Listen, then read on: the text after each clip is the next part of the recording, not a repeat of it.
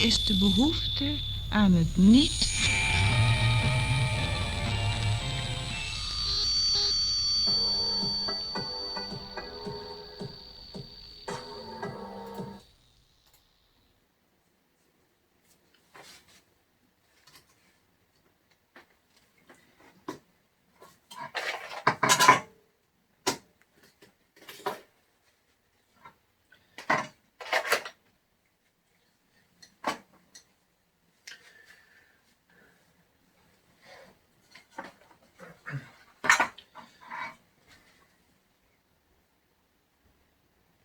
Is that on? Hey, that's on. Hi folks, welcome back to Crazy Jack's Workbench. It's the 2nd of January, there's the camera, it's the 22nd of January 2026. So a happy new year to everybody, everybody who's watching this channel, my friends and colleagues everywhere. I hope 2026 is going to be a great year. I have a feeling it is. Crazy Jack stuff has been going very well over the Christmas period, and we've been selling lots of the fish face, fuzz faces in a pedal, fuzz pedals in a tuna tin. That's not quite the right colour. I've sold all the units. This was actually the prototype, which I made a few months ago, and I've sold about 3 dozen of those so far, and everybody comes back and says they're very happy with them, which is great. I've also done a couple of special editions of that in various paint colours, so if you have a look on eBay from time to time, or contact me, please search for Crazy Jack Amplifiers on eBay, Crazy Jack Amplifiers on eBay, and I can even make something in your special colour if you like, and put your name on it. There you go. So anyway, so that's the fish face, and then we had the dub face. I'll put a picture of that up here, which was a fuzz pedal, fuzz face, a standard fuzz face NPN silicon circuit in a VW hubcap, and they went like hotcakes. I think four of those went to the United States. Hi to my friends in the USA. I hope you're all enjoying your hubcap fuzzes. And a couple went into the UK, but that first batch of 6 went really quickly. Then I thought, well, I need some more of these hubcap things, and I found some Morris Minor ones. Now this is what I'm calling the mug face, and this is actually the prototype. Now just before Christmas, a lady called Dawn purchased the first of these on eBay, and she got in touch and said, hey, is it true I'm going to get the prototype? And I said yes. Now a lot of the prototypes and things I like to keep, but I'm turning these things over so quickly at the moment, and I've got the design so I can always make another one, so I'm happy to let the prototypes go. So if you want to get a genuine piece of Crazy Jack collectible memorabilia, here we go. Now I apologise to Dawn that this has been delayed going out. I've had a couple of little technical problems, one of which is this. I've tried all sorts of glues to keep this little rubber patch stuck down. And I have a solution now, so I'm just waiting for some material to turn up to fix that. But I tried all sorts of glues, from epoxy to some, Yoo-hoo, not sponsored, Yoo-hoo, general domestic stuff, to double-sided tape. Everything peels off. Anyway, that's not a problem. I think I've fixed it now, so I'm just waiting for that stuff to arrive, and then we'll get this off in the post. So to access that, I've had to take the prototype one here apart. But I'm going to show you, just to prove, Dawn, when you get this is actually the prototype. That's Crazy Jack 2025, number CJMF, that's Mogface 001. Okay, and that's the base part which fits onto here, nice and securely, something like that, and it's a lovely thing to have at your feet. Lovely, great fuzz sounds you get out of this. I'm really enjoying playing this myself. Anyway, and also I'll just have a quick glimpse of the insides. It's a prototype, and there it is on half an Electro Cookie mini board, which is great stuff for prototyping. But there you go, see, number 1. Thanks very much, Dawn. That's on its way out to you hopefully tomorrow, so you should get that in the next few days. In the meantime, because I'm starting to ramp up the production of these things now, I'm looking at getting the circuit boards printed. Somewhere like Easy EDA or PCB way or whatever it is. And to that end, I've been working on Photoshop, which is just a graphics program I use. There's probably other things you could use as well, to create the circuits on a piece of, here we go, here it is, see, well organised. Here's the master shiny paper printed on with a laser printer. So you've got laser toner on shiny paper there, and you cut out a bit of that, put it on the little blank, let me show you that too, what have we got here? Here we go. So you have a blank piece of this, here's some I cut out earlier, so you have copper clad, copper plated, it's like Bakelite sort of stuff. So you stick the, stick one of those onto one of those, face down. I keep it in place with various adhesives and stuff. Whack a general household iron on top of it and hold it for 5 minutes at a high temperature with no steam. You don't want steam, that's going to be messy. With no steam, and then you carefully peel off the original semi-gloss paper, and it leaves the pattern on the thing. And then you put that in some special chemicals and wash it around a bit, and the chemicals etch away most of the copper, leaving a printed circuit board, as it were, or an etched circuit board, strictly speaking. And there's 3 I've got done for the next little batch of MOG faces that are going out. Now this is interesting because this actually, I designed this so that this will fit inside the MOG face, and here's number 2, okay, with the circuit board installed there. And this is great because having sorted out a lot of the wiring on here, it means reduced wiring inside the hubcap, which makes things simpler and quicker to make. Therefore, you can see that's shiny. I've coated it with a what do they call it? Acrylic conformal coating, which protects the circuit and is likely to stop a few short circuits and things like that. But anyway, so there you go, the Crazy Jack. Look at that, the Crazy Jack printed circuit board, well, etched circuit board. Anyway, so now I've got several of these. These still take quite a while to make, but eventually, once I'm happy that the circuit is 100% correct, which I think it is already, I'm going to put these into a CAD program for designing circuit boards and send it off to someone like PCBWay or whatever they're called, and get hundreds and hundreds and hundreds of these manufactured, so I'll be able to solder up your dub faces and MOG faces and other fish faces and stuff in a matter of minutes. Right, the problem is, when you make a circuit board, can you see something wrong with that? Well, there's probably a couple of little errors in there, but can you see something odd about that? Yeah, there's no drill holes. The drill holes are marked. Okay, I've marked them, but there's no holes. Ta-da! So how are you going to push the components through? Right, well, luckily, here's one I've done earlier. There's all the holes drilled, you can see that. Okay, and how did I do that? I used one of these things.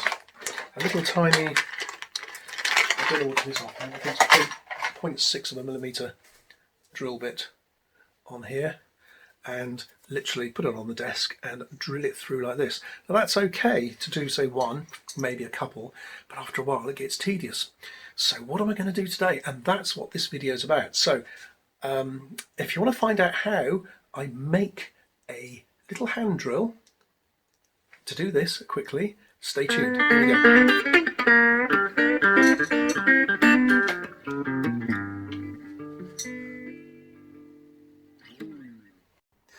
Okay, before we go out to the garage and have a rummage around looking for the parts I need, there's the original MOG face, just to remind you.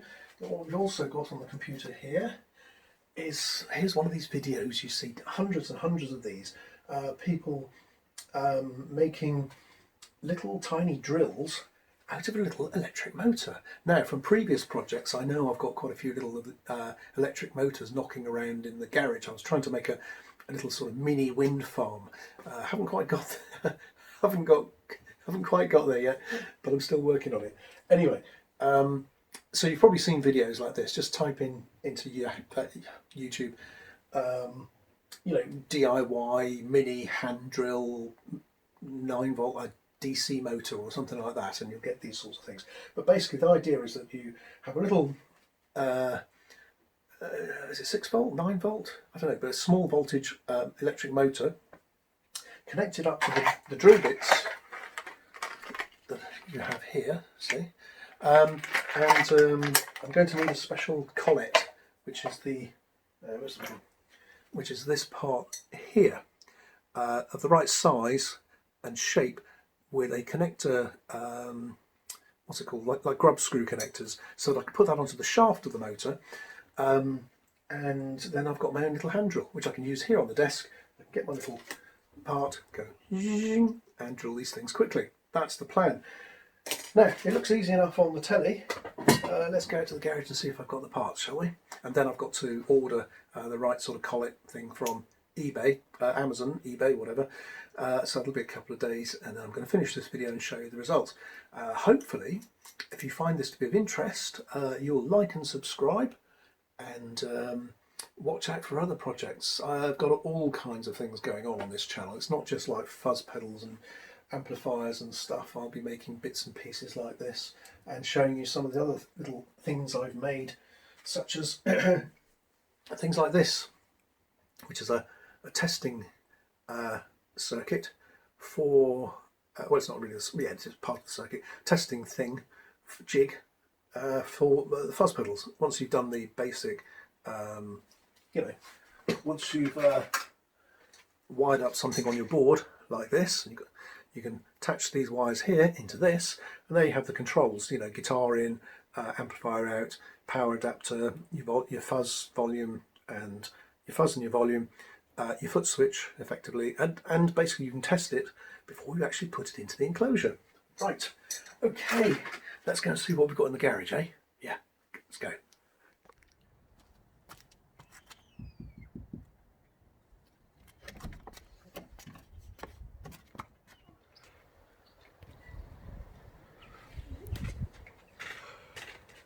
Right, well, it's a lovely, bright, sunny winter's day out there, and welcome to the shed. All sorts of things going on. Here's my little bench that I used to have at the old place, which has served really, really nicely. A load of paints and things, some part finished amplifier projects up here, and then some pallets, which I made amplifiers out of, and I'm still going to do things with this. Various jigs and tools and all sorts of things going on here. I've just got hold of a nice grinder. That's going to be fun when I get round to using that.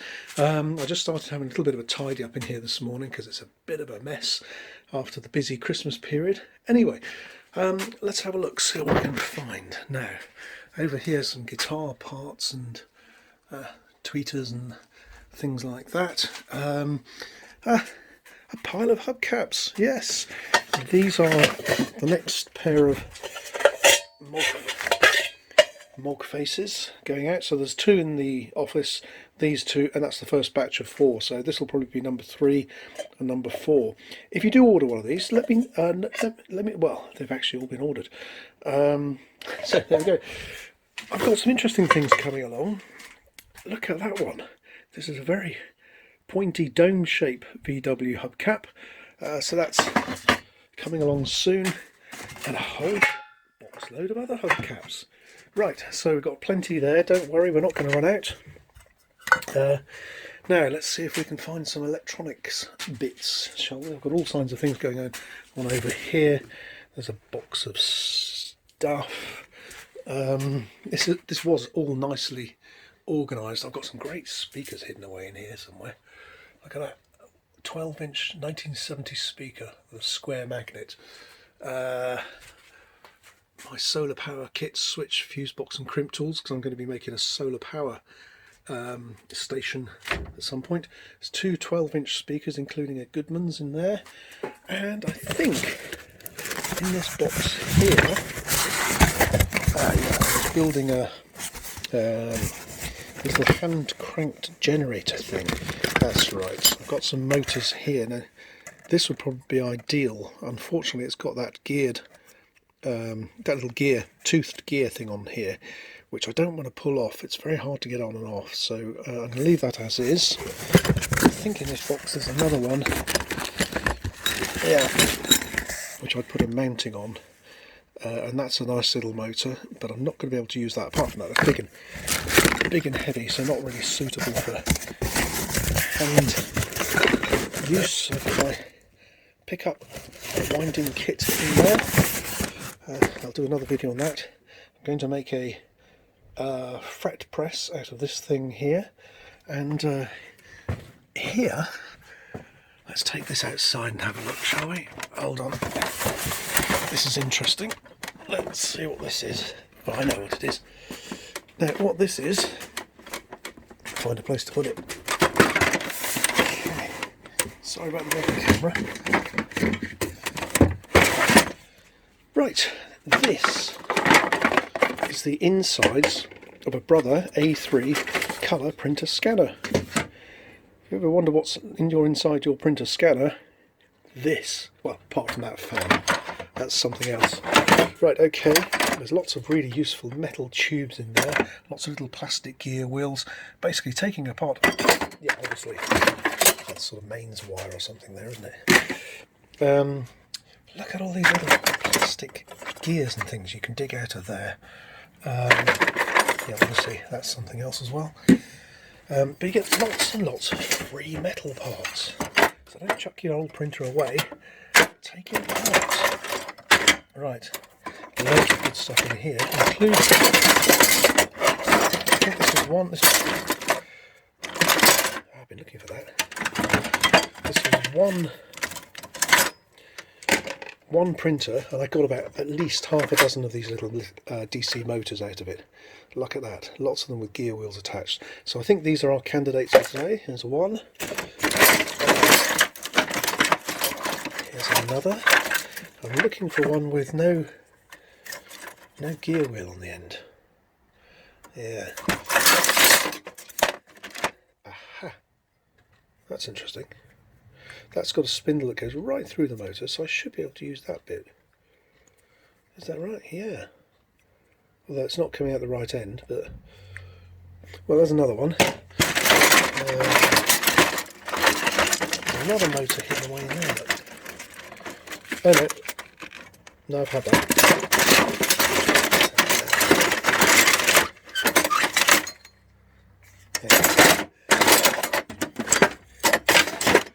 Right. Huh. No, it's just a set of gears. Right, okay, let's grab one of those and go inside. Okay, so here's our haul. I've selected 4 of those little electric motors, and the problem is with each one, there's a little gear wheel fused to the end of there, and I've tried to pull them off with pliers and things, but I don't want to do that in case I damage the inside of the motors. So the first challenge is to get that off. Now I'm going to look up there might be some sort of hack, some way of doing that, and then we'll go from there. But the thing is, I want to test out first of all which of these is the most efficient, which is going to give the most torque, and the only way I can judge that at the moment is by just like feeling it and seeing how much it resists. So I'm going to wire up some of these with a 9-volt battery and just see sort of what sort of torque they produce. Some of the mini hand drill pen things I've seen, here we go, using for crafting and that sort of business, have terrible reviews unless you pay quite a bit of money. Well, not quite a bit, you know, unless you pay more than say 40 quid, which I don't want to do at the moment. But unless you pay more than 40 quid, everything looks to be absolute rubbish, which is why I went down the route of trying this. I've seen so many good videos. Whether or not they're fake, who knows? You just can't tell these days. But anyway, so the first challenge is to test all 4 of these, see which I feel gives the best sort of torque, and then I'll put my effort into taking off the gear wheel on one of those. Okay, let's go. Okay, this is interesting. I've just looked up a hack online, and it shows a way of removing the gear using a bigger pair of pliers than this, but basically putting the pair of pliers, say, the other side of the gear wheel like that, and using some sort of screwdriver, small but strong pointy screwdriver like that, and just hammering it through. And they managed to get that to work. I'm just looking at other hacks as I work on this. But anyway, so here's our 4 little motors. And straight off the bat, haven't even got the soldering iron out. I've just been reminded by watching that video. I think these are all 12 volt DC motors. I'm not sure. They're not they're not labelled. They're sort of encased in these housings. Let's have a look. Now, it's interesting because, this is interesting, yeah, look. So you go like that, take that off there, that's that part. So I'm going to keep that screw because that's dead useful for when I want to, whoops. This is where I wish sometimes I had little delicate fingers.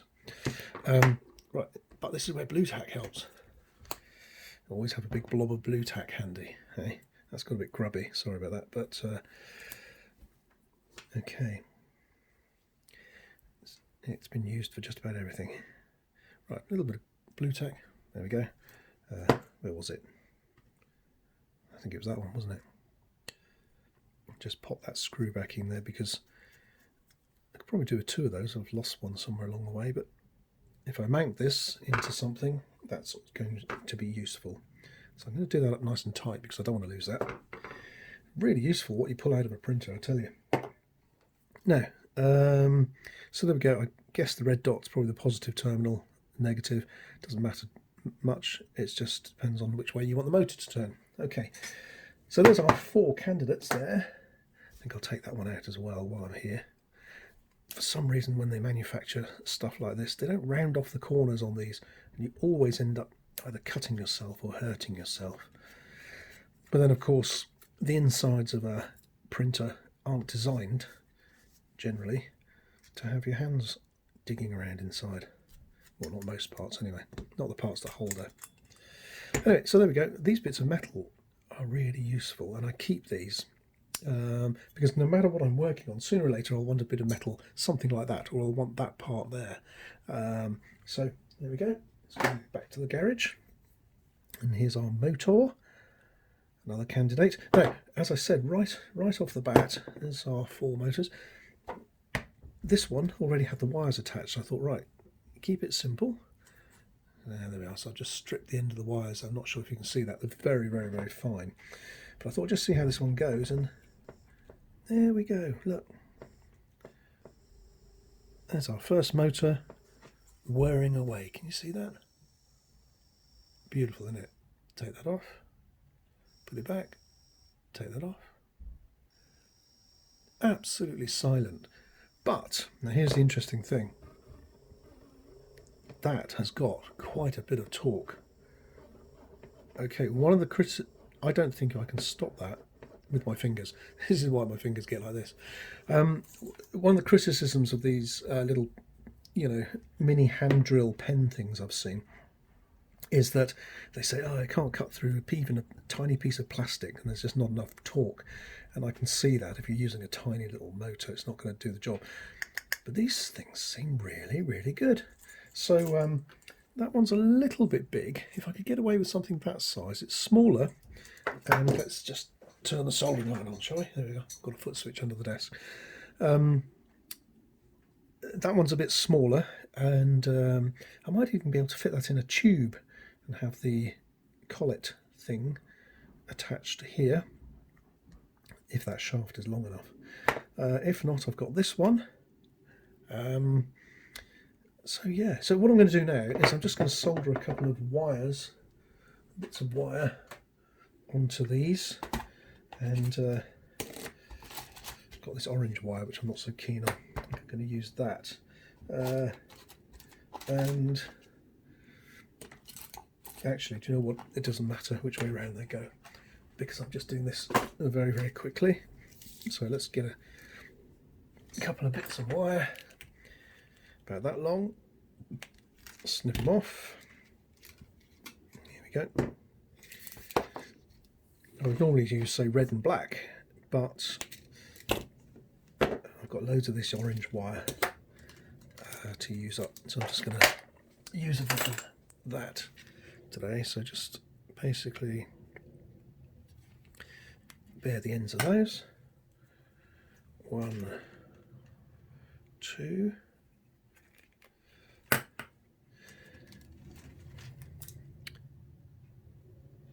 3, 4. While my soldering iron's heating up. I think this is the one I was looking at, wasn't it? Okay, so let's see what can we do. Here we go. This is where your blue tack comes in handy again. So I'm going to solder a wire to each of those. So I'm going to make a little collar of blue tack like that. It's probably better ways of doing it, but this is just what comes to mind as I'm working here. How's my soldering iron done? Yeah, 380 degrees, that'll do. Thank you very much. Just wipe the tip. Here we go. No, I need a bit of solder on there, don't I? Yes.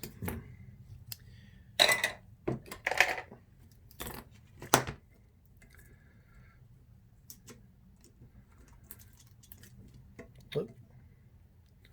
Yeah, Crazy Jack rushing things again, you see. Right, so I'm just going to put a blob of solder on each of those. There we go. Can you see that here in the main camera? Right, there we go. Nice little blob on there. Nice little blob on there. That'll do. Right, and then take this. Should we use that again? That's a good idea, isn't it? Look at that. Tidy. Bring that down to here.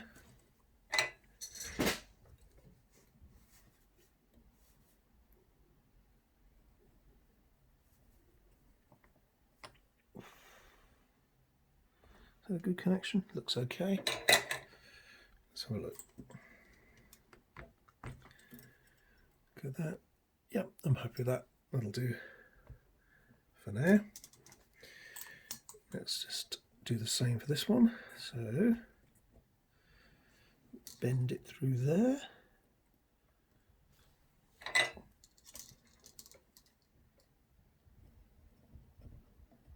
Now I'm going to be desoldering these in a minute, so I'm really not too worried about the quality of the connection there. There we go. Yep, that's on. I'm going to twist these together because I don't like wires dangling around all over the place. So there we go. Just give them a twistaroo. It's probably an official engineering term for that. I'll call it a twistaroo. There we go. Okay, that's a bit tidier. So I'm just going to test this one. Okay, let's mount it in ye old blue tack. Get ye old battery. And it really doesn't matter which way this is turning. Oh, that's why there was no solder. Look, it's on that end. Let's get rid of that just because I don't need it. And then, there we go. Beautiful. Now again, it shouldn't really be... Okay, I can stop that, I think, more easily with my fingers. But to be honest, if that was fixed up to a little drill bit, I reckon that would probably do the trick. Okay, so there we go. So there's our little... Whoops, now that useful screw came from somewhere. Yeah, this one, I think. So I'm going to put that back in there. Waste not, want not, my granddad always said. And this little one over here can go on here. There we go. So we've got 2 mounting screws. Screw them in nice and tight because I might not be using those at the moment, but I certainly don't want to lose them. And while I'm at it, I'll just check these. Yep. Yeah, good. Right, so this is our primary candidate at the moment. Don't know if that's an official engineering term or not, but it is now. So I need to take that gear wheel off there, and I'm just going to have a look at the collets on Amazon a minute. Let's see, mini drill collet. I was looking at a little set last night for about £5. There we go. Do you want to see? Let me see. Hey. There we go. Looking at a little set. Here we go. This set here, and that looks perfect. Click to see full view. There we go. Something like that, you see. So this bit here, I don't know if you can see that. Hopefully you can. This one here. Hold on a minute. Right, there we are. So this is a little collet set I was looking at last night.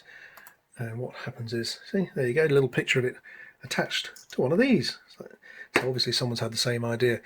It's a 0.5 to 3mm brass drill chuck with Allen wrench, micro twist bits, chucks, small electric drill bit, collet set.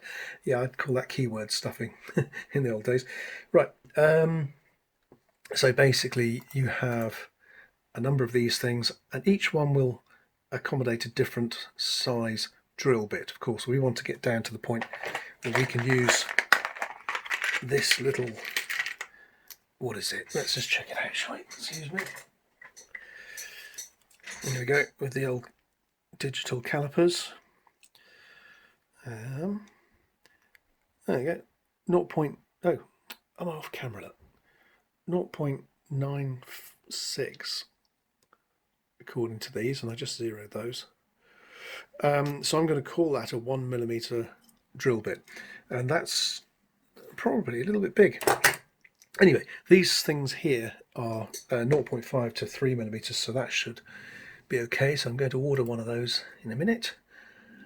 And in the meantime, we need to get that gear. Where's the camera? We need to get that gear off, don't we? Yeah, this piece, this one. Come on, focus. Ah. There, see? Stop looking at the screen. Aha, that's how it works. Obviously, yeah, cameras are designed to find human hands and focus a bit. So we've got to get that off. Right, let's see how we can do that. Okay, so before I went ahead and ordered a little collet thing set, I realised that these come in sort of various diameter shaft diameter sizes. Obviously there's that's 1mm bit in there, and there's a 2mm bit. Now for drilling the holes in the PCB I need to be 1mm or less. I don't know what the standard is, maybe 0.6, 0.08, but certainly no bigger than that. They've got to be the right size to take the wire, otherwise the solder joint gets complicated and messy. So but before I sort of go down the route of deciding whether I want a 2, it looks like these shafts on here are either 2.35mm diameter, or 2mm, or 3.17mm.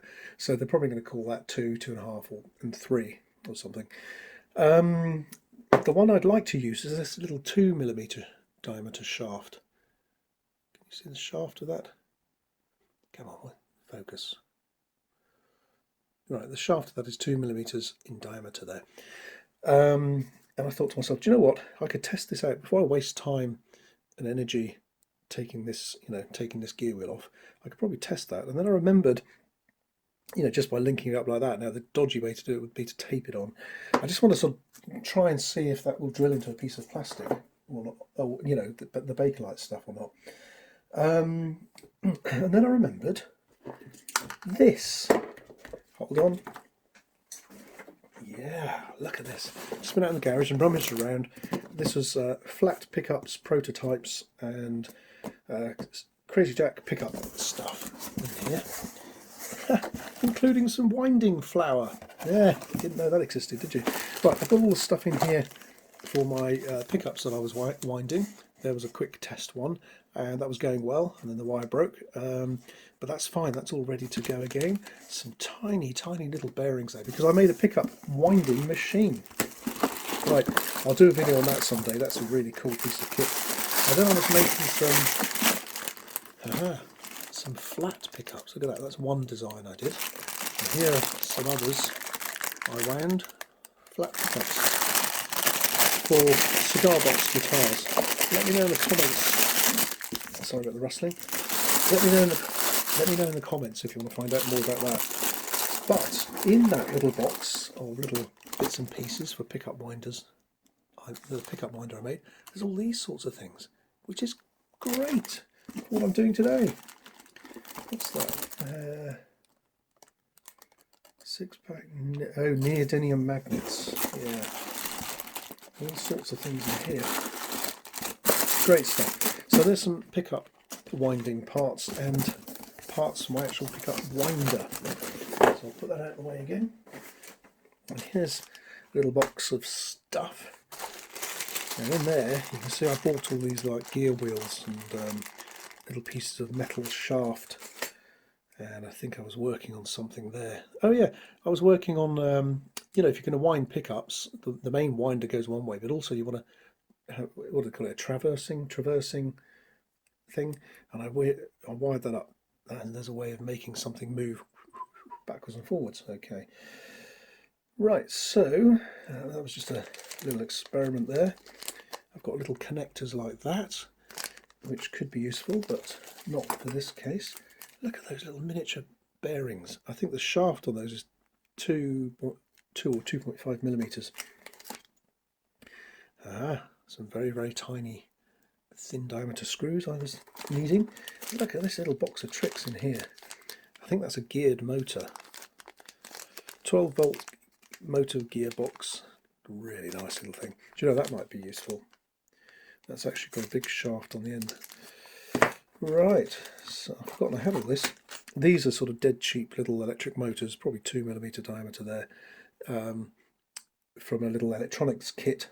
But what I'm looking for today is these things, you see. Yeah, there we go. Right, now that's a bit big, but it might do for our purposes. But I've got a smaller one.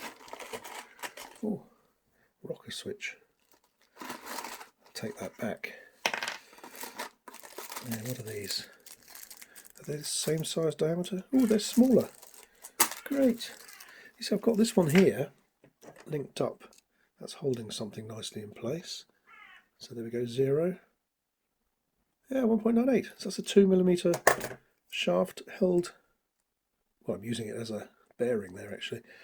So one of these could help us along the way today. Nice. It's very interesting what you can buy on eBay and Amazon. All this stuff. Right, put that out of the way. What I need today is to see if I can link this. Where's it gone? Here, this. Yeah, that looks promising actually. Whoa. That's interesting, they're different diameters, look. That one's probably, I'd say 2.35 or more. Yeah, it easily fits on the bigger one. And that side, yeah, that's 2 millimeters. Now that's interesting. Gives us some options. Which means what I could do is try a bigger drill bit in there. Yeah, just to test out the torque, of course. In there. Right. Interesting. Now we've still got this wired up to our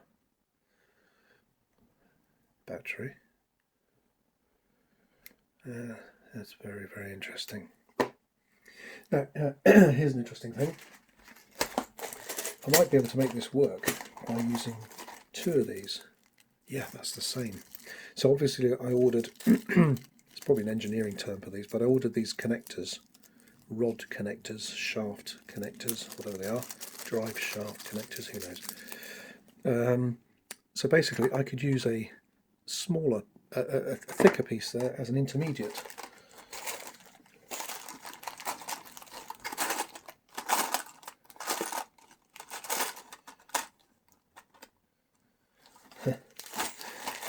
Next job, find a thicker piece. I'll just get a bigger drill bit in there, couldn't I? That's really interesting, that is. Really, really interesting. Right, hold on a second, I'm going to go and get some bits of metal. Hold on. Okay, so from the shed, we've got a few drill bits, which should serve our purpose perfectly. For example, 2.5mm drill bit. Yeah, too big for the 2mm end. A bit big for that end. So let's try 3mm. Yeah, so I think these connectors were 2mm to 3mm connectors, junction boxes. So I'm going to build a great long shaft like this, which isn't what I want to do ultimately, but on the other hand, this will be a good little tester. And then I can plug this into all those various, you know,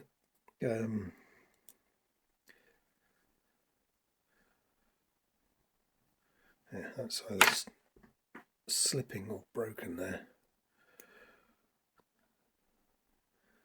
Yeah, the end of that hex key doesn't look great, to be honest. I'd rather the hex key went, because these are, I've got dozens of these in the drawer. Rather the hex key went than the other thing. I'll drop the little widget. Where's it gone? Under the old roll-away desk to the regions. Darkness. Right. So, okay, so I've secured that on there. That feels pretty solid. I'm happy with that. Why is that one going round? Maybe I just didn't do it up. So now these aren't going to be perfectly centered, so I'm expecting some bit of wobble. But at the end of the day, all I want to do is to connect this up to this, attach it to the battery, and see if we can drill through a bit of Bakelite with that drill. If we can, then it's much more likely that it's going to go through with a tiny bit, and we're pretty much home and dry. Now, as I said, I did look at buying one of these from eBay. For about 10 to 20 quid, they seem to be absolutely rubbish, based on the reviews. Okay for drilling into soap, someone said. So, even though we're drilling into just a thin layer of plastic, it should, yeah, look, that's wonky as anything, that is. Anyway, oh my goodness, I can see that. I'll tell you what, let's have a look, see what happens. I'll connect this to a battery. Now, my normal way of doing this would be to make a special little battery clip and a switch to make sure it's all nice and, here we go, watch out. Yeah, it's not even working. Why is that? Point it away from your face. Huh. I clamped it down. That's interesting. Maybe I've made it too tight. Ah, there's that's why I thought I'd, yeah, that's why I thought I'd done it up, and then was surprised it hadn't actually been done up. There's little grub screws on either side so you can centre it, which makes much more sense, doesn't it? I'm just going to give this a little jolt. There we go. Yeah, so I'd clamped it too tight, basically, so I hate fiddling around like this. If I was going to test this properly, I'd make up a little rig with a battery clip, a switch, and then plug the wires into it so I can test this. I might do that.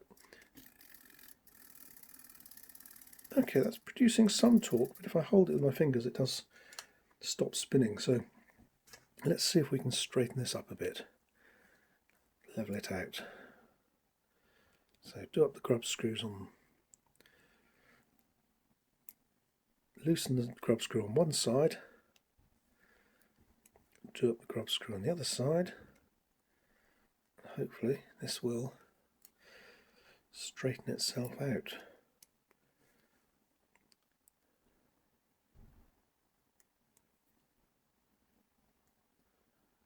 Huh. That's interesting. Yeah. Okay.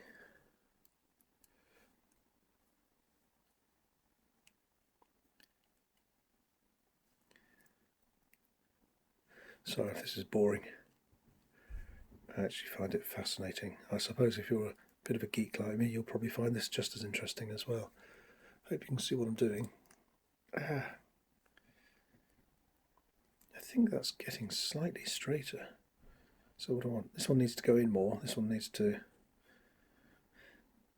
you see the problem? It's not quite straight. Yeah, so this one needs to come out more. This one needs to go in more. There seems to be a point at which it stops, which is odd. Let's pull that right out.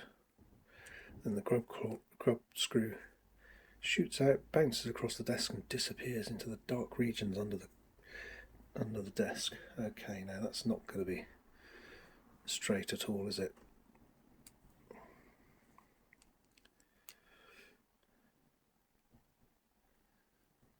I think I'm going to do one of those SpongeBob many years later things.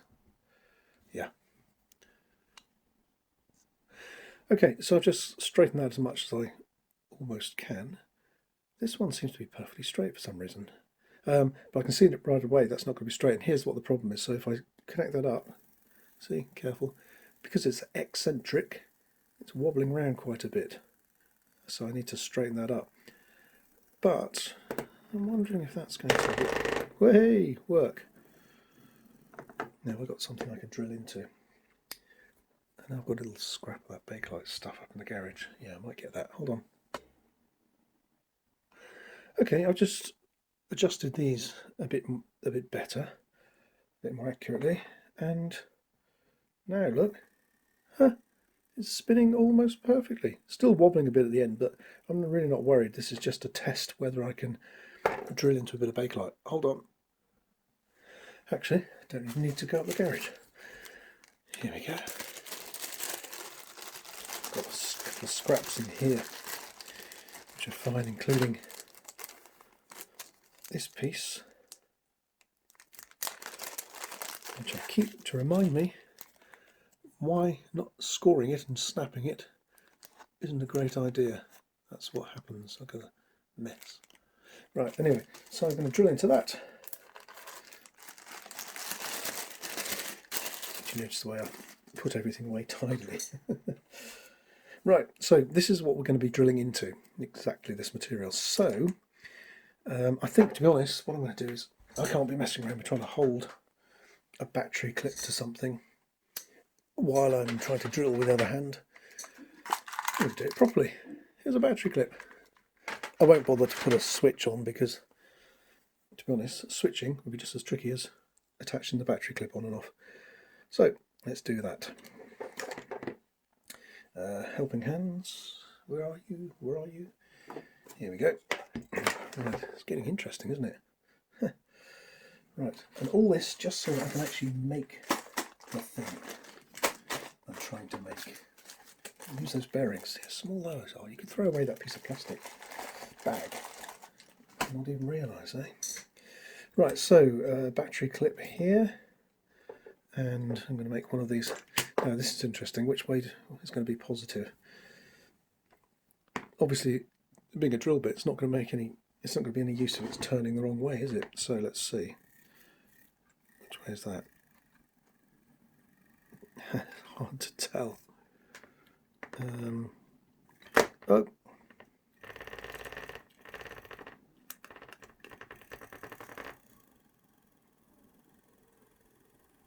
Right, so that way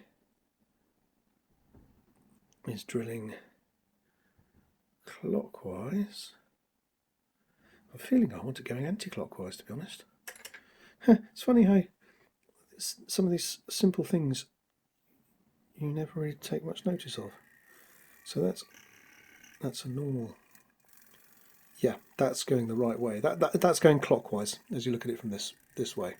That's fine. That's good. Well, let's just back in there and see, shall we? That's interesting. Can you see that? Just a quick test, and it's actually going in. I wouldn't say it's going in easily, like ripping through it, but on the other hand, we don't want to rip through it, do we? Right. dust is very toxic. So, right, can you see? I've made a little hole in that there. Not a hole all the way through, but come on, where's the focus? All right, there we go. So you can see that little divot I've just made there. That's promising actually, because what you do when you're drilling through metal and things is you start with a tiny drill first as a pilot hole, and then once you're through the metal, you drill bigger and bigger and bigger. If you drill with a big bit first of all, you're not going to go through. So this is exactly what we want to do. We don't want to drill with that. We want to drill with a less than 1 millimeter size. But this shows that at least in those few seconds it's got enough torque to actually make a dent. So if that will go through, the little one will, I'm sure. Right, let's just get this wired up. It's just fun, isn't it? Look at that. Right. Oh, silly me, I've forgotten which way it was going again. That was going the right way. Just need to remember which one was positive. No, I can feel that going the wrong way. So, this is why I should have colour-coded the wires. Oh well. Now that's going the right way. So this one is your positive. So I'm going to mark that, ironically. No, let's mark the negative with black. I was going to say marking the positive black. So that's your negative. Okay, so I want that one going to my negative terminal, or wire. So here's our battery clip. This is going to be our positive. This is all very rough and ready today. Believe me, when I wire up my pedals and stuff, I take a lot more care than this, I tell you. Right, so soldering iron at 277, that'll do. There we go. Nice. And the negative part. Oh, should we have some heat shrink? Might as well. Why spoil the boat for a heap of the tar? As my granddad used to say.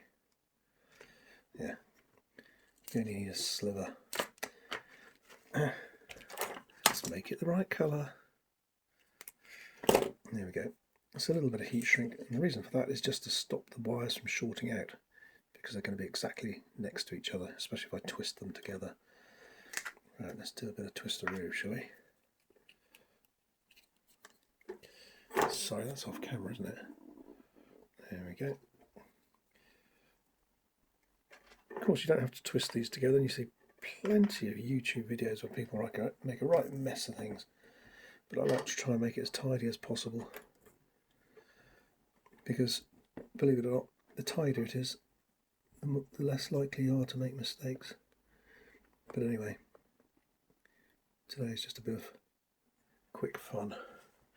Right, so let's give a little blob of solder to that. There we go. That's nice. I don't know if the heat shrink's even going to fit over that. Where's the heat shrink gone? There we go. So straighten that out. Pull the heat shrink over. Yay, and everybody's happy. Right. Yeah, that's not great, but never mind. As they say in Cornwall, madder doer. Right, so let's just sort out a few things here. Put a few things away. Whoops, sorry about that. Heat shrink in there. Now, the moment of truth. Here's our new drill. Here's our battery. Clip it on like that. Hey, it's just like it is on the internet. Oh, come on. This is why I should have put a switch in there. Ooh, it's quite a tight little clip. I'm going to probably end up cutting the wires with the scissors in case of emergency. Right, just leave that running. There you go. Another great use for blue tack. I'm going to hold this down with a couple of bits of sellotape. So I'm really not worried about making a hole in my green thing here. Right, the moment of truth. Will ye old new drill work? Let's see if I use that as a stabiliser. Yeah, there we go. Once it's on the spot, that seems to be good. Okay, so if I press hard, there we go. it stops almost. But at least it's going in. Is that cutting? Doesn't seem to be doing a lot at this point.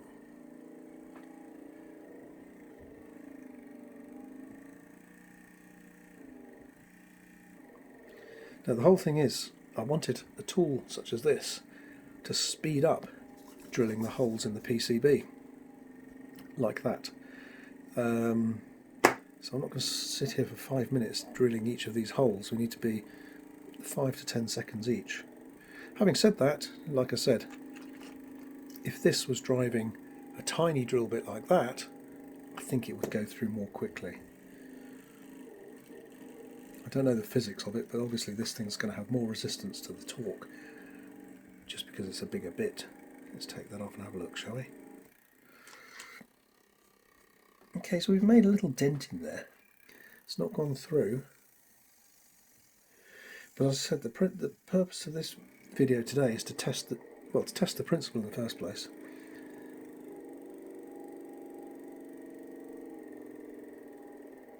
Right, if I ease off the pressure, it goes quicker.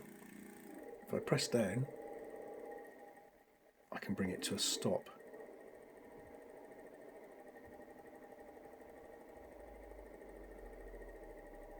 So there's a fair amount of torque there. It's not too bad. But that's still not through. Obviously I need the collet thing to make this work properly. Did I buy some of those? I can't remember. Hold on. Okay, so I'm going to have to wait till the Amazon delivers the proper collet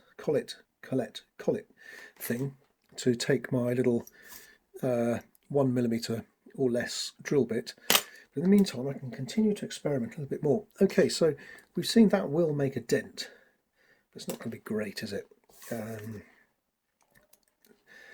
But that's with one little motor. Okay, and also the other thing is I don't know if these are supposed to be 12-volt motors or not. There's no labels at all on these things. Oh yes, there is. Let's have a look. Get out my magnifying glass. Now you're probably not going to be able to see this, but it says in there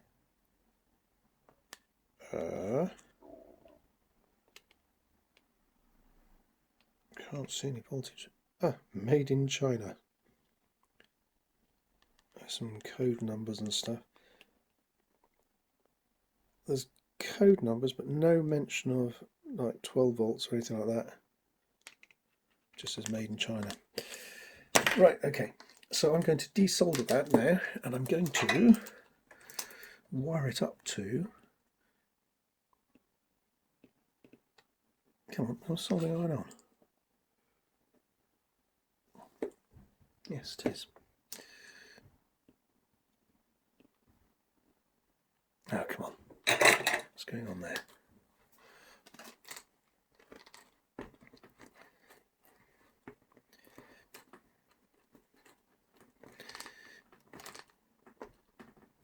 Right.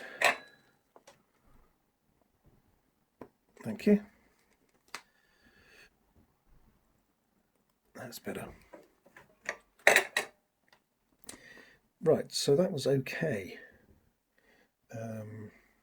Should remember, just in case I'm going to write on it. Marker pen. So I'm going to call this motor 1. Now, motor 2 is going to be one of these bigger ones. Are there any markings? Are they identical? Who knows? They're rammed into these casings.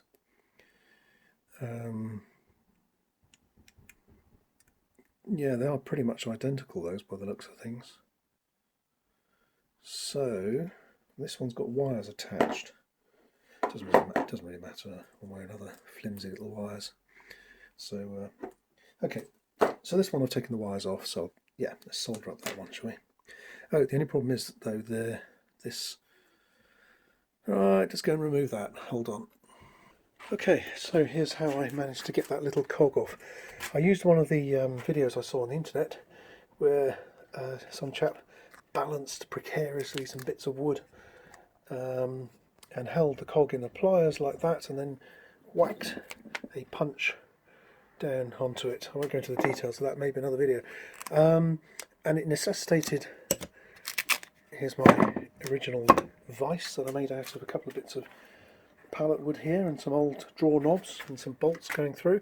And this vise is fantastic. It's bolted to the bench using those IKEA fixings, one at each end, and which means I can remove it if I want to use the the flat part of this bench, or put it back if I need to, as in this case. The only problem was I didn't want to damage that end. I didn't want to damage that end of the motor, so I had to make a recess, which meant drilling a 30mm hole using a 30mm, is it a Forstner bit?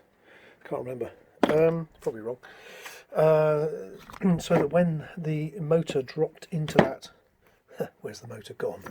Oh, I've lost it. There it is, under the gaffer tape.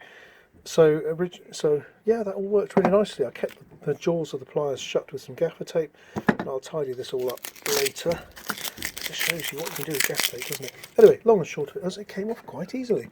Oh, and the last little bit, when that was balanced in there, and the pliers were on top of it like this, I had to get to the tiny shaft like that.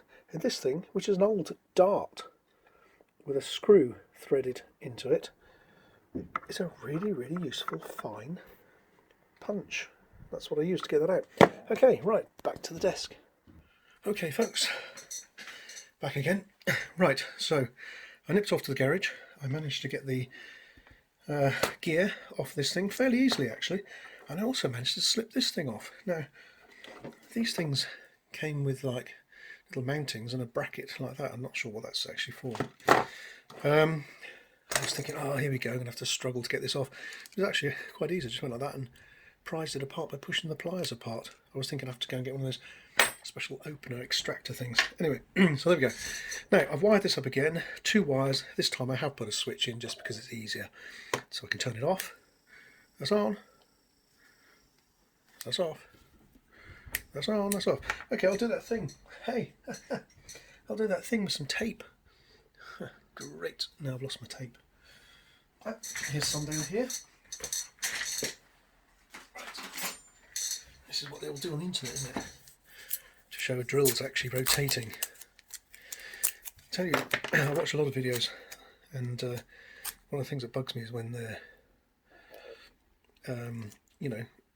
there's nice clear demonstration of what's going on with like icons and thumbs up and pointing at this and that sort of thing, which is fine if you're watching it, but I like to have videos on and sort of learn while I listen.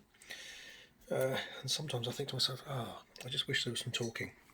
On the other hand, in my videos there's all talking. Right, let's go. Hey, that's on, that's off, that's on, that's off. You can have great fun with motors. Right, so there we go. So that's proved that that is working, and now I've got loads of sticky goo all over the shaft there. Anyway, that'll come off with isopropyl alcohol or acetone. And on the subject of acetone, I think in one of my last videos I showed nail varnish remover, nail polish remover they call it, don't they? Which was absolutely rubbish in removing the toner from my circuit boards here. So I went along to my chemist and I said, do you sell acetone? They go, oh yeah, we do. I can't believe they still sell raw chemicals. So I got a nice little bottle, and it was much, much more powerful. Absolutely perfect. So here's my advice. Don't bother with nail polish. This is the stuff to use. Highly flammable though, so watch that. Right, okie doke. Now, where are we? Here's our test piece again. And this time, we're going to wire up our trusty drill mechanism to this shaft. But because this shaft is a different diameter, we're not going to need our 3mm to 2mm conversion kit. Yeah, see. We're just going to use that shaft straight on there. Yeah, it's a bit loose, but anyway, we'll see. Now, this is interesting because what I could do is I could, I'm going to order this. Well, have I? No. When I order the collet set, that too will be attached with grub screws like this. So there's a chance that that could be off center as well. Who knows? Hopefully, if the shaft, the diameter hole in the middle of the shaft is good. Here we are, wobble. If in the collet I order the shaft is the correct diameter, it should slip onto here and there shouldn't be any wobble. It's rubbish, isn't it? Now, I'll tell you what, if I loosen this one and tighten that one, I don't think that's any better at all, if not worse. That's closer. Now, interestingly, I can stop it by doing that, no problem at all. Obviously, there's enough surface area there to counter the torque. We're not there. Anyway, so there we go. There's our drill. Let's see if it works. Let's drill another hole right next to the other one. Yep. Oh, and once it's down, that's centered. So it's straight through the sellotape, which is good. Now, is it going to drill into the... I don't know if it's Bakelite anymore, but is that going to be any better? Who knows? I would say that's drilling with a little bit more torque. Now, have I... Hey! I was going to say it's magnetic, but of course you've got magnets in the middle, haven't you? In the motor.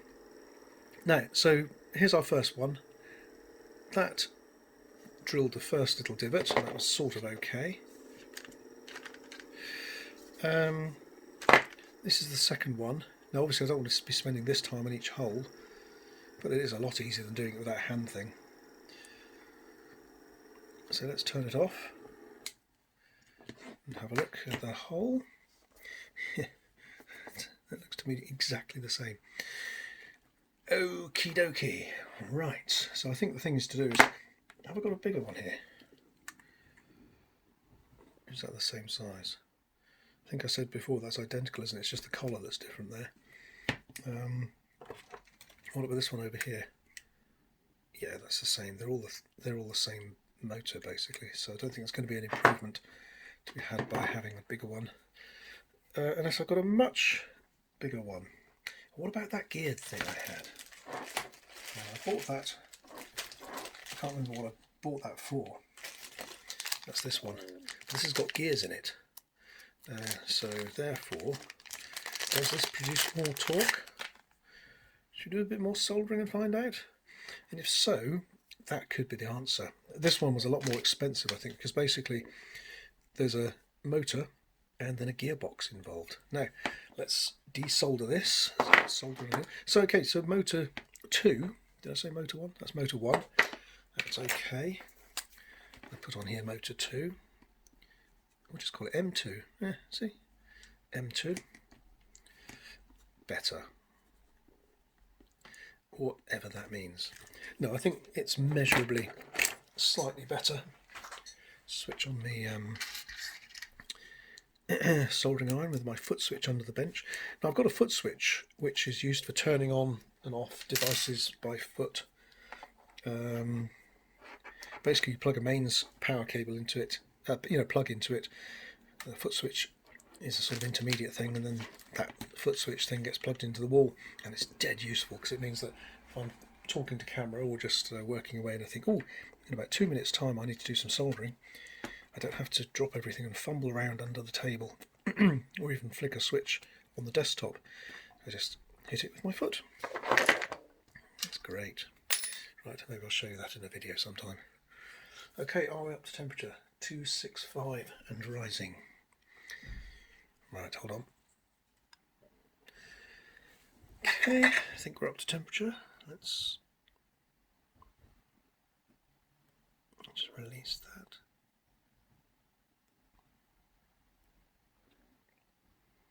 Come on. Thank you. And here again. Thank you. tempting to leave that little bit of solder blob on the tip there because I'll use it. Oh, ow, that's hot.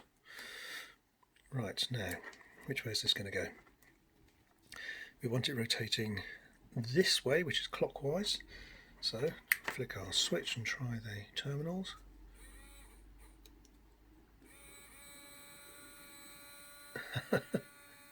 Can you see what's happening there? It's geared. So even though this is probably going whizzing round inside, what's coming out here is very slow. It's probably got a lot more torque. Yeah, I ain't stopping that. But will that drill? Probably will.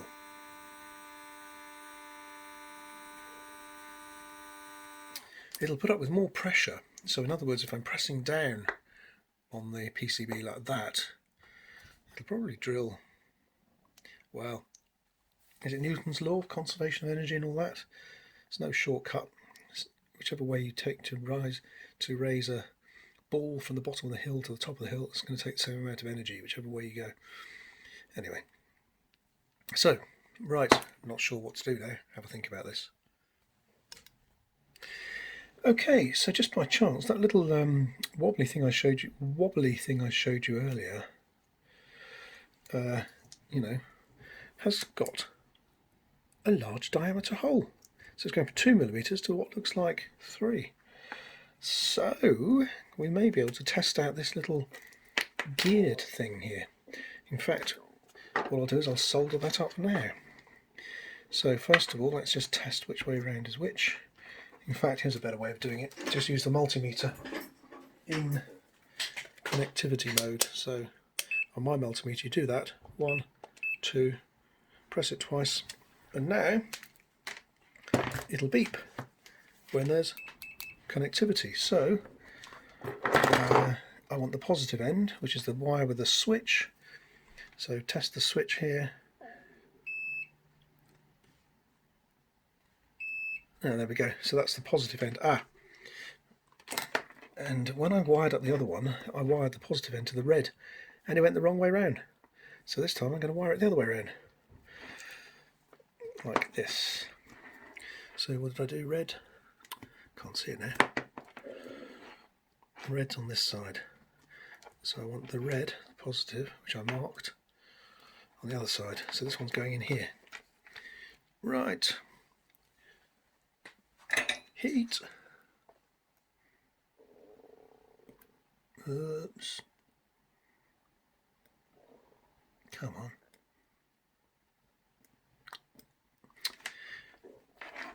Fiddly angle. Where's the red one? Red one's going over there.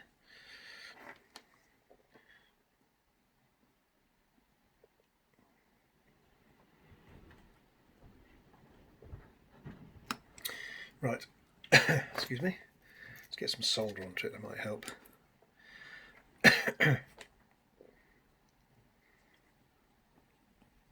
Here we go. And this one. Here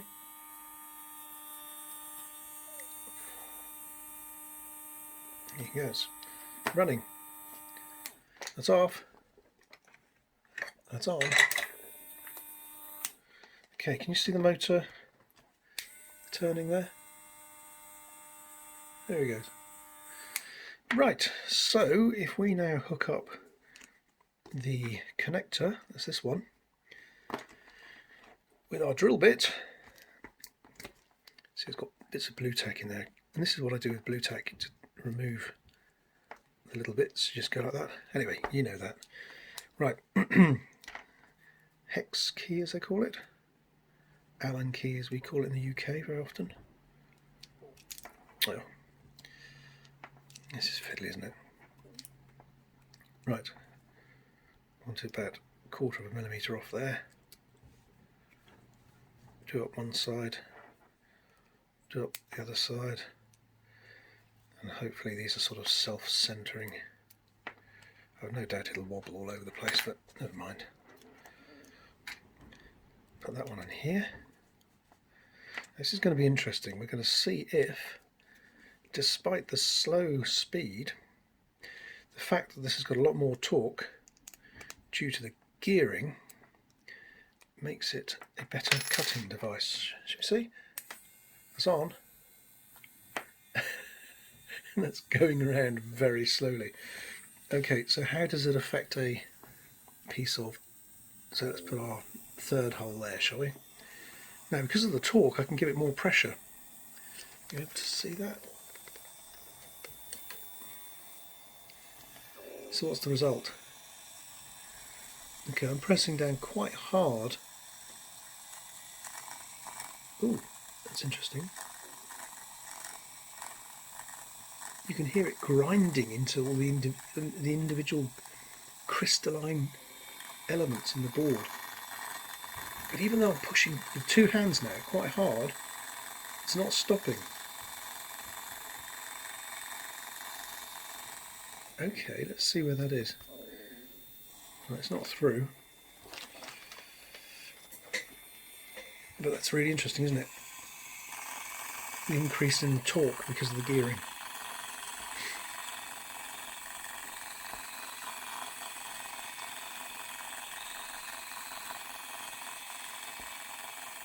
That's going much more slowly. But it's nearly, well, I don't know if it's nearly through, I'd say halfway through. Let's see.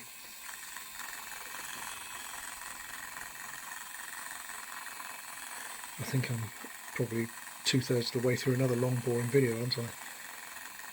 If you haven't already, please like and subscribe.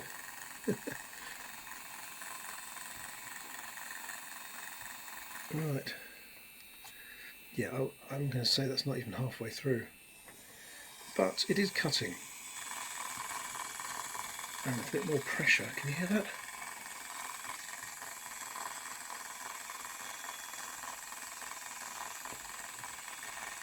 I don't know what that grating sound is. It might be the gears.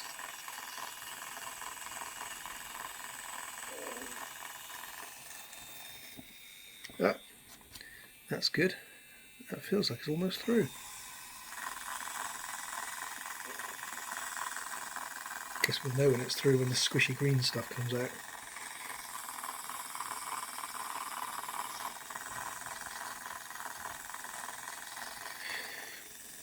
Okay, very, very boring video about drilling a hole very slowly. Maybe that's what I'll call it. How to drill a hole very slowly. Ah, that's definitely through. You see, that's, I think, caught on the... Oh, does it? I don't know.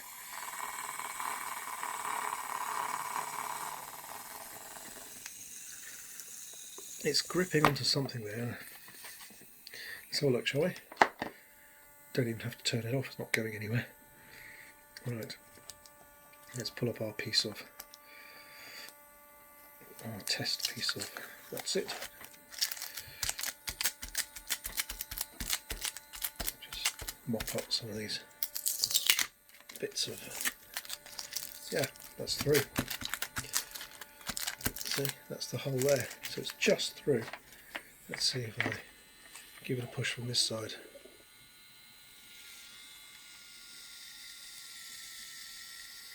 Yeah, there we go, see, through. It is through, very, very slowly. Okay, so if you want to build a really, really slow but highly controllable drill from a DC motor, there you go. Right, I think, to be honest, the answer is somewhere in between. Not as slow and geared, maybe slightly more powerful, but with a smaller bit. So those, I think, are the two extremes at the moment. Smaller bit, less torque, or more torque with the gears, but very, very slow. So I'll order the collet from Amazon, and then we should be able to join this to that and see what happens. Okay, see you in a bit. Okay folks, things are getting messy. Messy but good, as they say. You can't break a cake without making eggs, or something like that. No, so what I've done since that last little bit of video is this. Impatient because I can't wait for the collet thing to arrive, I have taken my smallest bit, or one of the smaller ones. I think I call that's the 1mm diameter bit. I've wrapped some sticky sellotape around it and shoved it into the hole on this end of the connector. Put the other end of the connector onto here and attempted to drill, but with one big difference.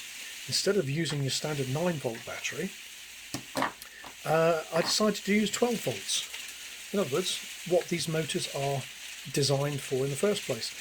Now it's not quite 12 volts because I've got a mixture of... Oh, sorry, there's a... I work in a conservatory. My office is in a conservatory. We're just having a hailstorm. Right, hold on.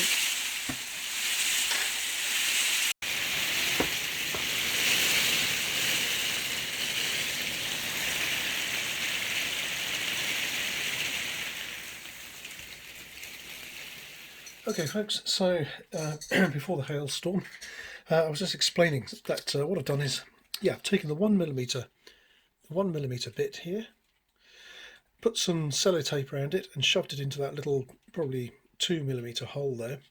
It's not great, it's not perfectly aligned, but let's see what happens. Similarly, I've put some tape around the 2mm shaft and put it into this thing. Wired up with a switch, and the key thing was, that's right, that's what I was explaining. Instead of going for a 9-volt battery, I'm using 12 volts, which is what it's designed to be. It's not quite 12 volts because I've got a mixture of good batteries and a couple of old ones in here, so I think it's coming around 10.5, but it seems to work. So let's demonstrate, shall we? Here we go. Now it's a bit wobbly and it skates across the surface, but once it sort of locates, I'll see if I can get this down here so you can see. Okay, once it locates and stops skating around the surface, it actually drills through quite quickly. So here we go. We have action. Okay. Oops. So I'm using my left hand, so it's not great. Here we go. Okay. There, look. Through, just like that. Try again.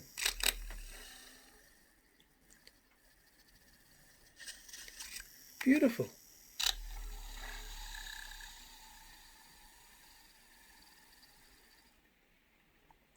Okay, sometimes it goes through and then jams, and I found the way to resolve that is to give a little twist like that. There we go.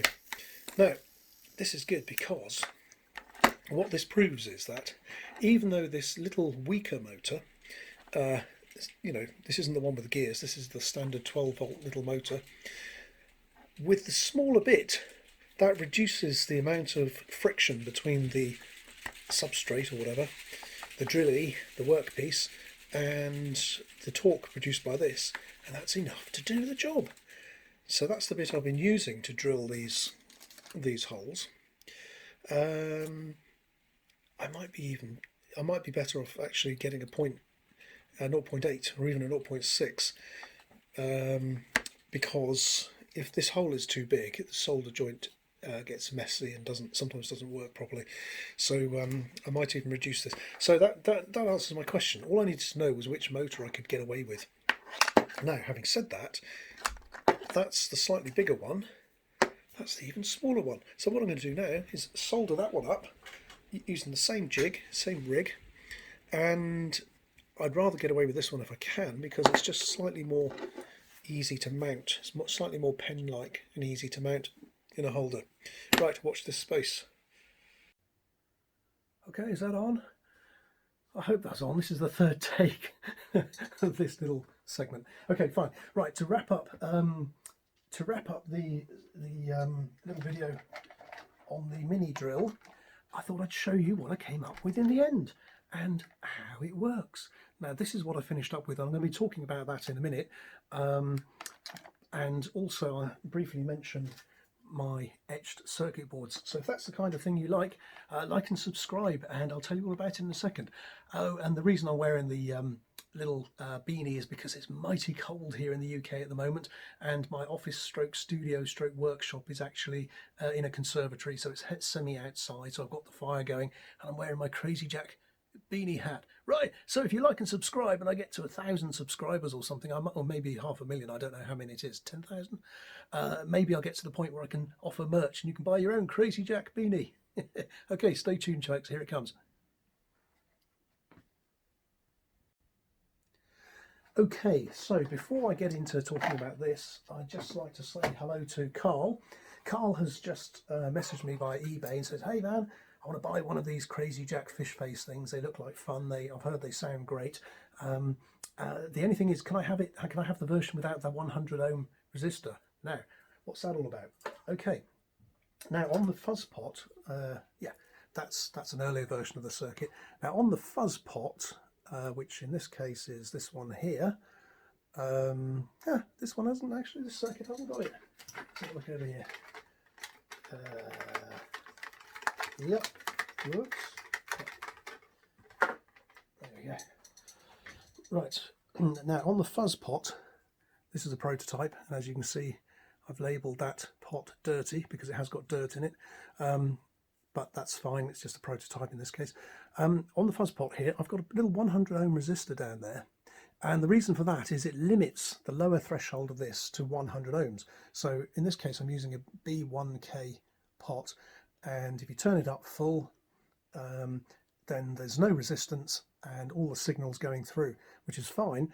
But I found that when I first started building these fuzz face clones, I found that if you turn it up full, it gets really based on the spec of the resistors I was using, it gets really, really wild.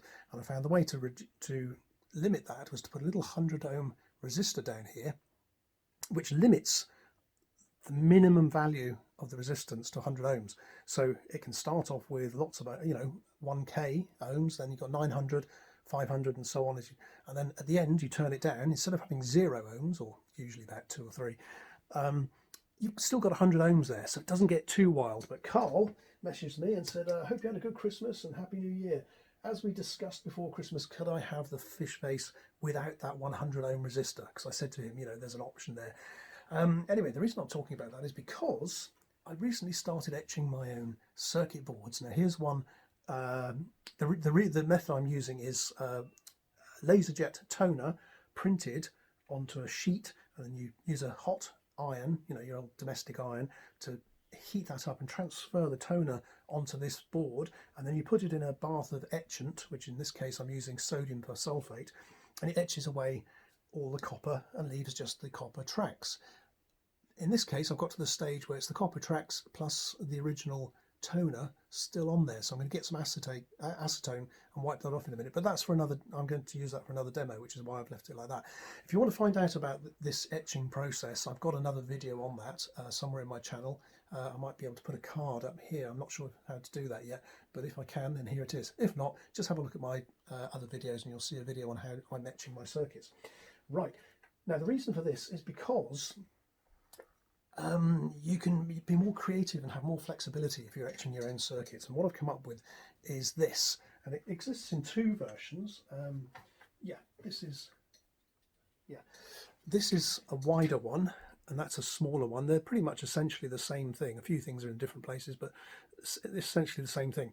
This one fits inside any old pedal, and I'm using, if you haven't seen them before, I'm actually building them into here. Look at that. It's a VW hubcap there. I'm calling these a dub face, and this one's nearly ready to go. I've just got to pop the base on there. It's all tested, ready to go.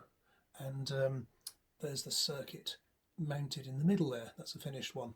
Now you can put them into like a big enclosure like that, or you can put it into a little Hammond 1590B enclosure.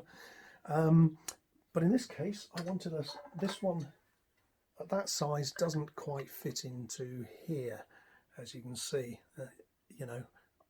It's a little bit too wide, and that's fine because I use that for the hubcaps and so on. So I've condensed it down, narrowed things down a bit, slimline circuit, and that's big enough to fit comfortably into the tin. And I've also got a black disc thingy weren't in black discs. No, this is where it's different from the Beatronics version. I've got a nice piece of 4mm ply there, which is previously laser cut with the holes in the right place, and that drops in there, lines up with the holes perfectly, and then the circuit goes in there, and your pots are mounted directly to the circuit board. So this can either have the wires coming off and the pots on the end of it, or you can wire the pots straight in there. So I like to make things multifunctional. So, you know, make one circuit and use it in lots of different ways. Anyway, back to what I was talking about, and Carl has said, can I have it without that a little resistor, which I've labelled R5. Not sure if that's going to focus. Come on. Go on, how do you focus? Do you find hands or fingernails or something? There we go. Anyway, look. Sorry about that. Anyway, you might be able to see it just up here. There's a connection R5, and the resistor goes on the other side of the board across those two little points, those two little pads there. What I'm going to do with Carl's, a simple solution, if I'm going to leave that resistor out, I'm just going to put a piece of wire across. There we go. Now, Carl, if you're watching, hi buddy. Merry Christmas. Well, it's too late for Merry Christmas. Happy New Year. Anyway, and Happy New Year to everybody out there as well. Hope 2026 is going to be pretty wacky and wild. Certainly seems like it's going that way so far. Anyway, right, so I'm going to be drilling this out using my new machine. So I thought I'd just say hello to Carl and talk a little bit about some of the options with this circuit board. Now, I'm thinking of putting this together as a kit, okay? So you can buy the components, the raw circuit board like this. It'll have all the holes drilled in it, so you can make your own Crazy Jack fuzz face or fish face and put it in a tuna tin. Or you could put it in a ham tin and call it a spam face, or anyway, I think we won't go down that route. Anyway, but there you go. So there's lots of things you can do with this. Tell me in the comments if you're interested in buying it as a kit. I've sold quite a few amplifier kits because I make 9-volt battery amplifiers, and people who've bought those say, oh, I love it. It went into the cabinet really nicely. I've got this lovely little practice amp now. So I'm also thinking about doing Fuzzface clone, you know, Crazy Jack fish face clone kits. Let me know if you're interested, because if enough people say they are, then I'll put together a kit and you'll be able to buy it on eBay. Okay, right, on with the main gubbins of this demo, which will be all about drilling. So let me just show you. I tell you what, come over to the bench, come a bit closer, and then you can have a good look at what's going on. Okay, hope you can see that okay. I'm going to try and get through this little demo without knocking the camera stand. I'm just filming this on my camera in case you're interested, on my phone in case you're interested. Now, as I said, here's a little box of fun. Now, I started off, when I'm prototyping things, I use this Vero board, which, despite what some people say, actually works quite well. You've got to be careful. If you overheat the copper strips on here, they literally peel off the plastic, and then it's a big mess. But if you're careful and you've got your soldering techniques up to scratch, it's pretty good. And I prototype things like this. Now, a lot of the fish faces went out with this actual circuit in it, looking like this. So there's where the LED drops into the tin, like that, and the pot's in the right position. Everything's worked out perfectly to the 1/10 of a millimetre or so, so it all drops in nicely, and that's how I create my fish face pedals. Room for a foot switch there and everything, and that all fits in there quite nicely there. But as I said, I wanted to use circuits and things, which cuts out a lot of the wiring. For example, if there's a track going from here to here, if I'm doing it in this version, I've got to put a little piece of wire. So you can see, like in here, there's a piece of black. Where are we? Can you see that piece of black wire there? Which just goes, oops, where is it there? Black wire, which is ground, which goes from there to there, another one from there to there, and so on. And that all takes time, which means the pedals get more and more expensive. So I'm trying to keep the costs down. Whereas if you've got the track ready printed on here, all you've got to do is fit your components in, solder them up, and it's ready to go. Only problem is, once you've etched it, so it's gone from, let me show you what it starts with quickly. So it starts with a piece of raw board like this. A couple of pieces here, right, cut to different sizes. It's basically, I don't know what sort of plastic it is, phenol something or other. Old-fashioned sort of stuff, but it works very well. This is obviously insulating, and there's your copper, on the top, and what you do is you mark your circuit, put it in a solution, that all dissolves away, and you end up with that. Look, you can put your logo on there, and in fact you can even write. I could actually just draw the circuit in pen, and the pen mark resists the etchant fluid and leaves a copper track. Anyway, so that one's, as I said, ready for the cleaning off with acetone. I'm going to do that in another video. Today I'm just talking about the drilling of the holes. So you could put your components through, but there's no holes, so we need holes. Which is where all that work in the previous video comes to fruition, and here's the end result. So I'm very happy with this. Now the challenge was to produce something which was based off a little 12 volt, it's 12 volt by the way, I think I said 9 volt earlier at the beginning of this video, little 12 volt motor. You find these everywhere, and previously in the video, in the previous parts of the video, you saw me getting the thing to actually work. Now I sent off to eBay and I got a batch of these things which I'm very happy about. They're called collets, and they cost about £5 I think for like 3 sets, and each one of these is a different diameter, has a different diameter inner diameter hole there, which means you can hold drill bits from, I think this one's 1mm up to about 3mm.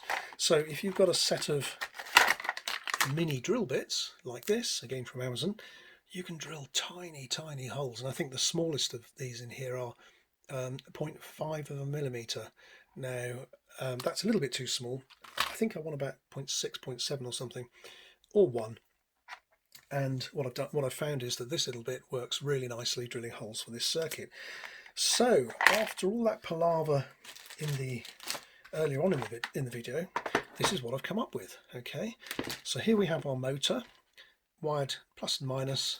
That's just taped the wire on there just to keep it handy so that I can be, working like this. I wanted to put it in a tube thing so that I could use it more like a pen down here.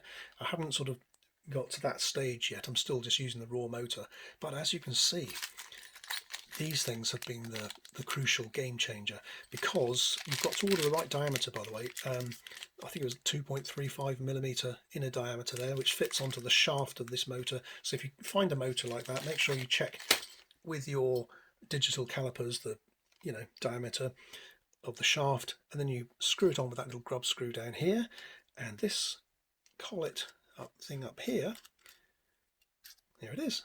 See, so you put your drill bit in there like that, and this is the collet of the size to hold the 1mm drill bit.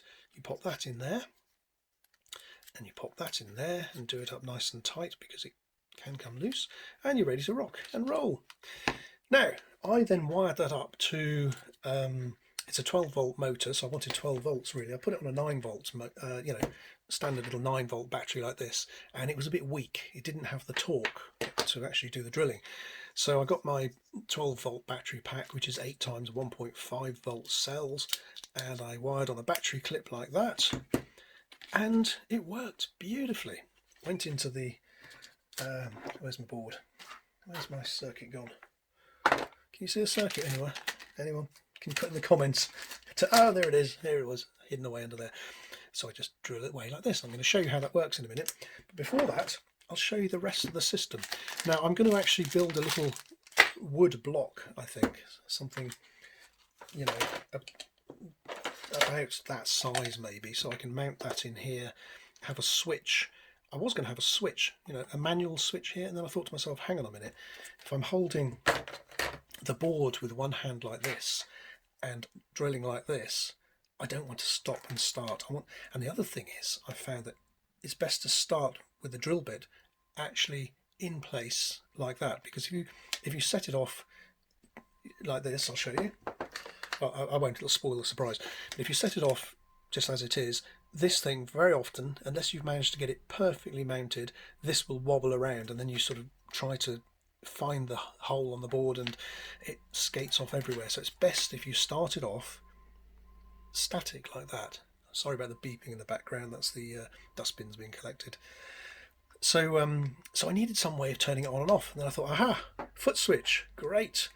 Luckily I built a foot switch previously. They are made out of bed slats, those old slats that go across you know, a modern bed these days, and then you put your mattress on top.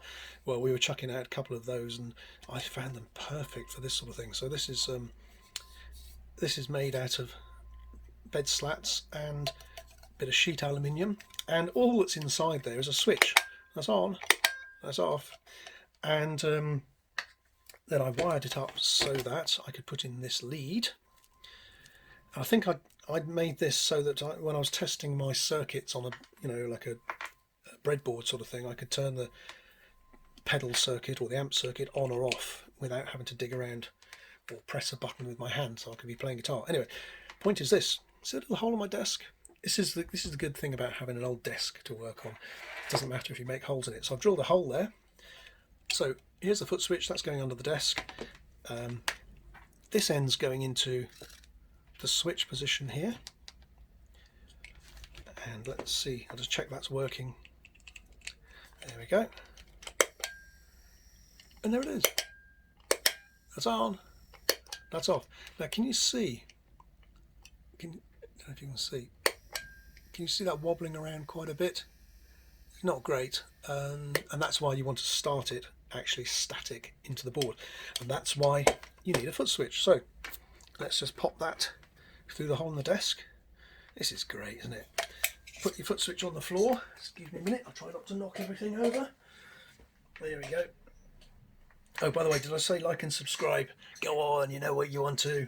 Thank you very much. I think I'm now, as of today, I've got 301 subscribers. Yes! Nearly getting there to the 1,000. And as I said, when I get to 1,000, I'm going to give away one of the free fish faces. So there you go. And the more subscribers I get, the bigger the prizes I'll get. So there we go. Right, so foot switch under the desk. Here we are on the desk. And there it is, all ready to go. Look at that. Yay.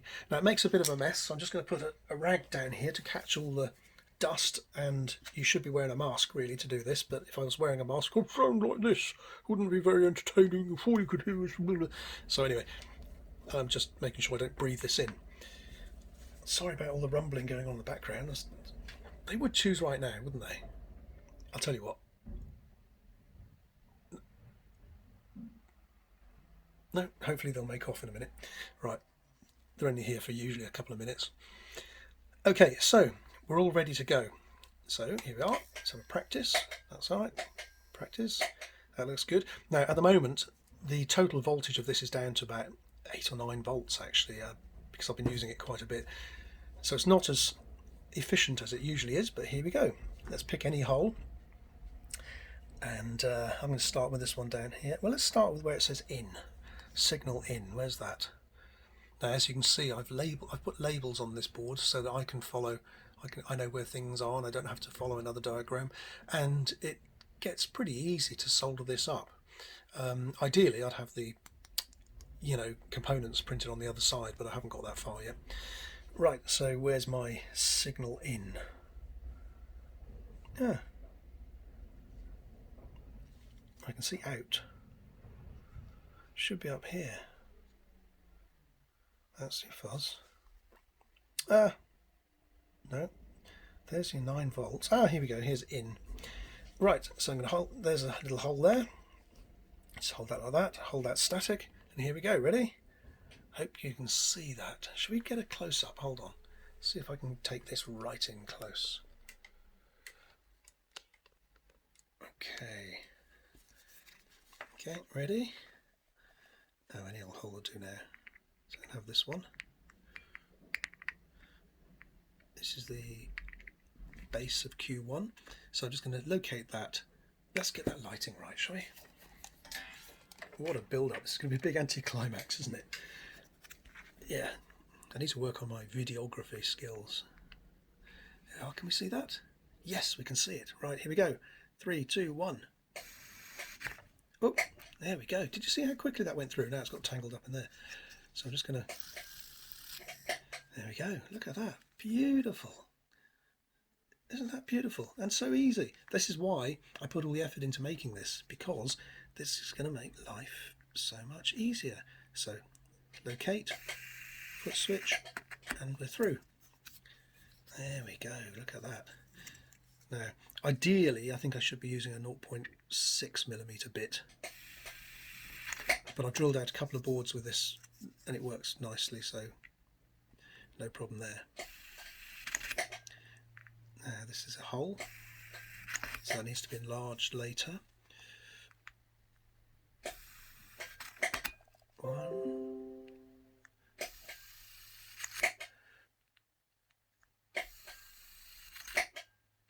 Is this in camera? I hope so. So can you see I'm ripping through this, and this makes my life so much easier. As I said, I was using one of these little hand drills with a bit inside this collet, okay, but you end up going like this for, you know, it's fine if you're watching the TV as you do it, but it's tedious, and it also hurts this part of your hand in here. That's why I came up with this little drill, and it is just so much easier. So I'm going to highly recommend you get one of these, or make one of these yourself. And if you haven't got the facilities to make one yourself, or the patience, let me know in the comments, because if enough people say, hey, I want one of those, I'll make and sell these too. Okie doke. Here we go. So next one.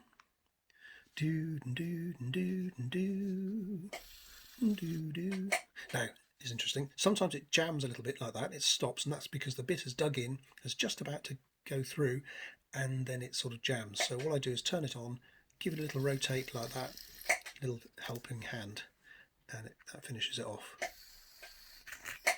Okay, so I find, in case you do want to have a go at this, I found that when you first make contact, if you give it a little pressure to press the bit into the board, and then as soon as it starts spinning, let that pressure off and just let the drill go on its own. That makes it less likely to actually jam. So here we go. There we go. You're through in one little go. So there it jammed again. Give it a little spin and off we go. Here's another one. Here's another one. Here's another one. Here's another one. So this setup works really, really nicely. As you can see, you can hear the foot switch clanging away down there on the floor. But that's perfect. Absolutely perfect.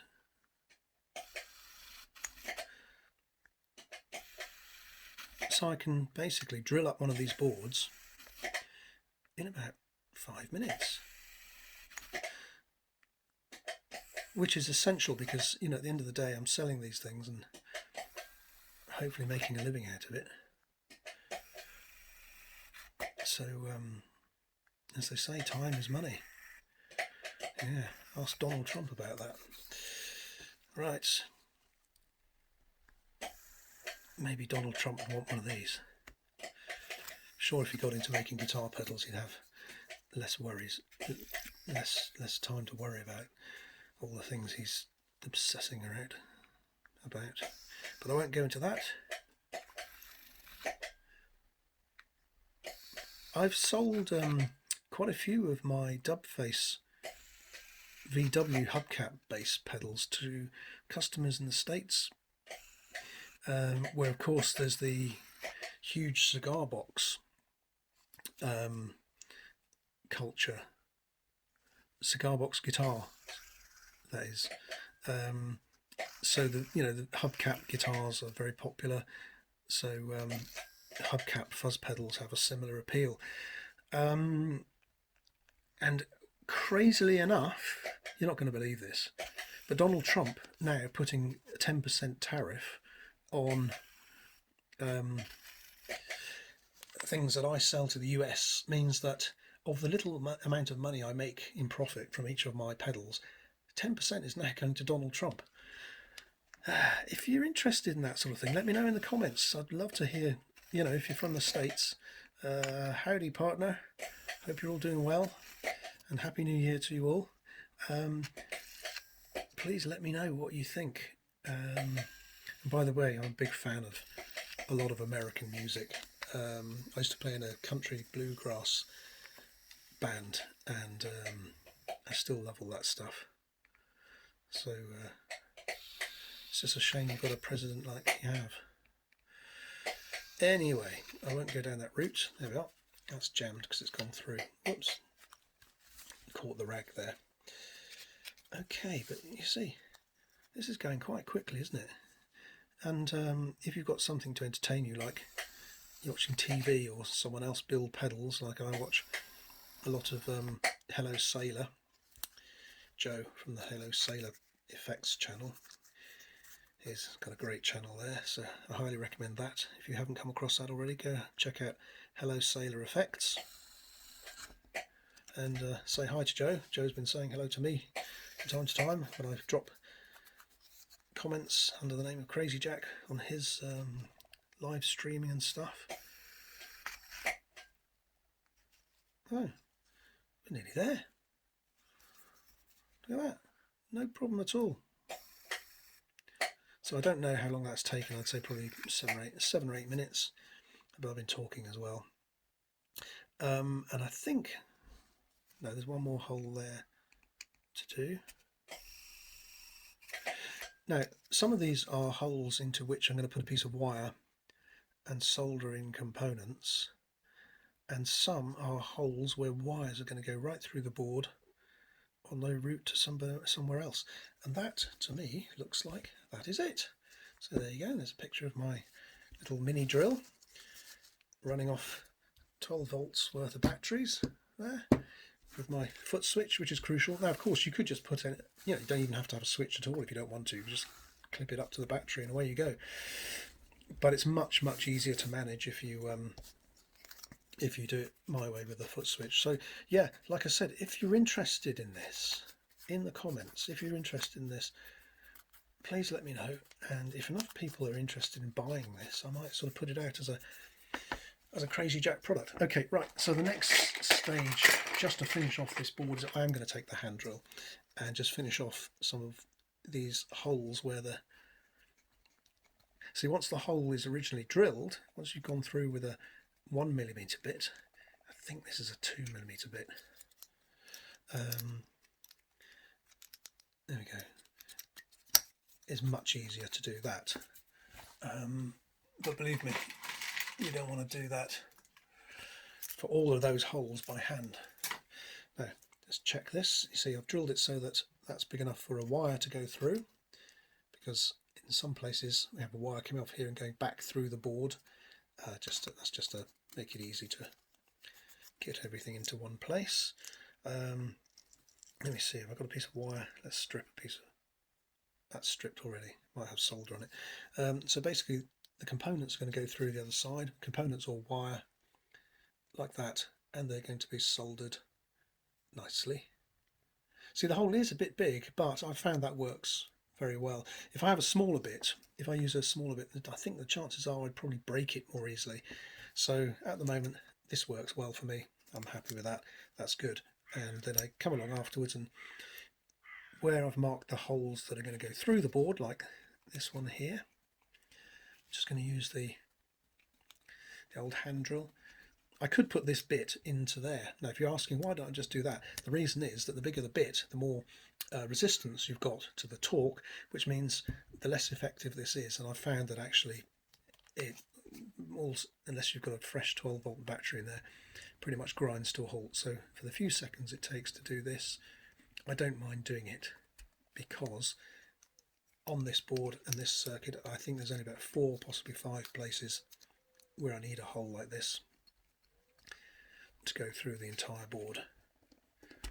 And as you can see, once you've drilled through with a pilot hole with a small bit, there you go, just breaking off the burrs there,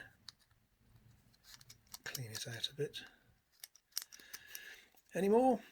Let me see. Yeah, that's a wire out. There's not really anything soldered there. That's a hole. There we go. That's that one done. Clean it out. Any more? Yes, the ground wire is going to be soldered to that, but going out through that hole.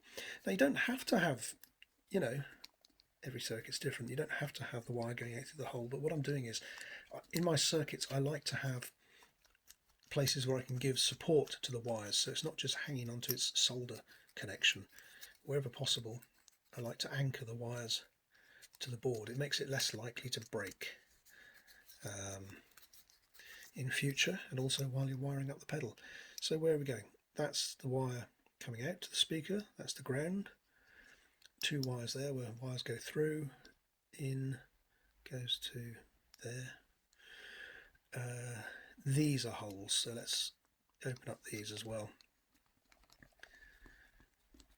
Now if you've drawn your circuit out nicely and it's printed nicely and everything, these circuits can actually be pretty reliable.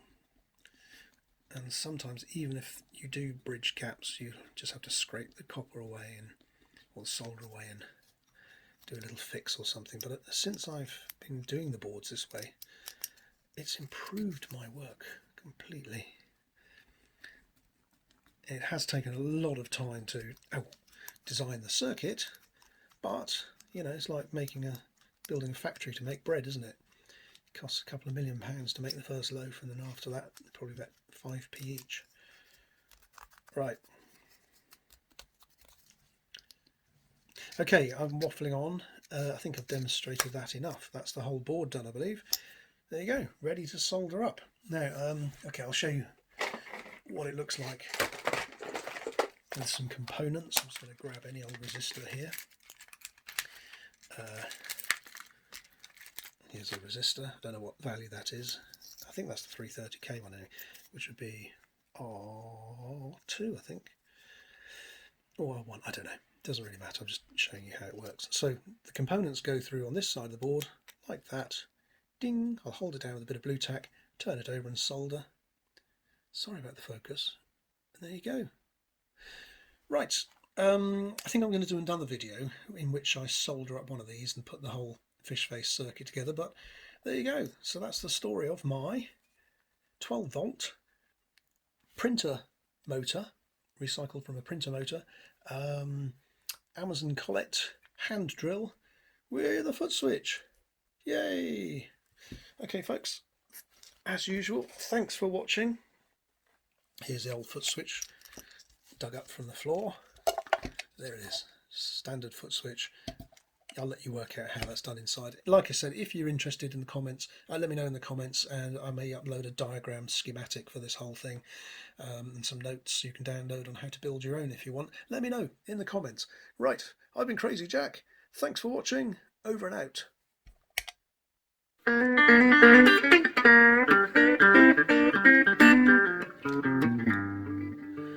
Okay folks, if you're watching this as the last part of the really long boring video about DIY 12-volt battery mini drill for PCBs, then thanks for watching this huge video. Hope you've enjoyed it, and just to conclude, I'm going to show you the end result. If you're watching this as part of a shorter form video, then welcome to the channel. And today I'm just going to be showing you very quickly how one of the last stages in turning a piece of this stuff, which is copper clad PCB board. It used to be Bakelite, and it's still some sort of fibre reinforced resin plasticky thing with copper on the top. How I take a piece of this, and I've already etched my circuits, so I get something like this. Can you see there's the circuit etched on it? But you need to drill the holes out, don't you? So you can poke your components through to make it something like that. Yeah, say Crazy Jack. Hand etched circuit boards there that go into my fuzz pedals and amps and stuff. So this little section is just to show you the end result of that. And if you're wondering why I'm wearing the white hat, that's because my black hat's gone missing. And it's still pretty chilly here. Okay, right. Now, yeah, in this little section, I'm going to be showing you this. Now, if you've been watching the long form of this video, you'll know what this is all about. And if you haven't, stay tuned. I'm going to tell you.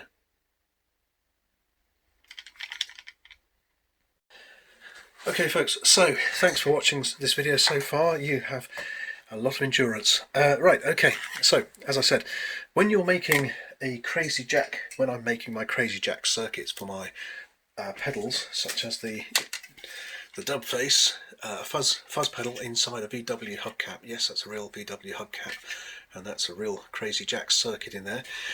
When I'm making the circuits for this, I get the circuits, and I design the circuits, and I print them onto a sheet of, this is just a recap in case you haven't seen the rest of the episode or whatever.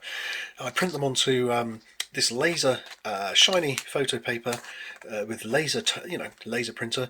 That's the laser toner there. I then use an iron, household domestic iron, to transfer the design onto a little piece of, I cut this up first and then transfer that toner onto a little bit of blank one of these. Have I got one of those here? I might have a piece here. This is why my videos get long and boring. I start off saying I'm going to do a short video and it turns out long. Right, so I cut up a little piece like that, and then I put the piece of paper on top of it like that. Use a household iron to transfer the toner onto it, so you end up with something like that. That gets popped into a little tub with some sodium persulfate, and that mixes with the copper. It looks like, I'm guessing that's copper sulfate in there from the old days of school chemistry and stuff. There's a blue, turns out as a blue liquid. Anyway, I've got another video on all of that, and I'll probably do a much more detailed one as well. So if you're interested in that, please like and subscribe. Yeah, you know you want to. Okay, anyway, so basically this is one of the last stages of all of that. So basically you get to the point where you have your toner on the board, you've popped it in the thing, the chemical has etched away all the other copper and you're left with something like that. Now I've left the toner on this one in this case because I like the circuits to be nice and shiny. If I was to wipe that toner off now, you'd see a board like that, but it would quickly start to oxidise and then go grey and muddy, and I just like to see it shiny. There's a shiny one, see? Yeah. Anyway, so I keep those tucked away safely like that until I'm ready to use those. We don't need that for a minute. And then when I do need to use them, I wipe off the toner and you're left with something like that. But if you look closely, the holes are marked. Yeah, but they're not actually drilled. Here's one with the holes drilled. Here's marked but not drilled. Can you see the difference? And this little section I'm just going to show you how I do that drilling. Now, this is fun because if you've watched the long video, you'll know all about how I developed this. And yes, ladies and gentlemen, ta-da! This is the finished thing. So this is my mini drill for drilling the PCBs. Here's the little 12-volt motor hooked up to my 12-volt battery pack, which I've now encased in a couple of bits of pallet wood, which I use for a lot of things. There's a socket for the foot switch and a little piece of tubing there into which I can place the drill when I'm not using it, and it's on my desktop or shelf like that. Isn't that neat, eh? So there we go. Right, so there we go. If you want one of these, if you're interested, let me know in the comments, because I will make them to order if you want a nice little hand drill like this. And I'll tell you, after you've watched this section, you're going to want one. Right, so let's just tidy up a little bit and we can get underway. Right, so what I'm going to do is I'm going to take out of my pocket, there's 3 that I've just literally made this afternoon, and the toner is starting to dry out. You see it goes white when it dries there, so these are still pretty damp from the solution, but I've rinsed them off in plain water to neutralise it, and I'm going to show you now the magic, because this is magic. Okay, I'll zoom you in a bit. I say zoom, I mean bend it in a bit. There we go. Right, sorry about that. Okay, so basically what we need is something like a nice clean tissue like that.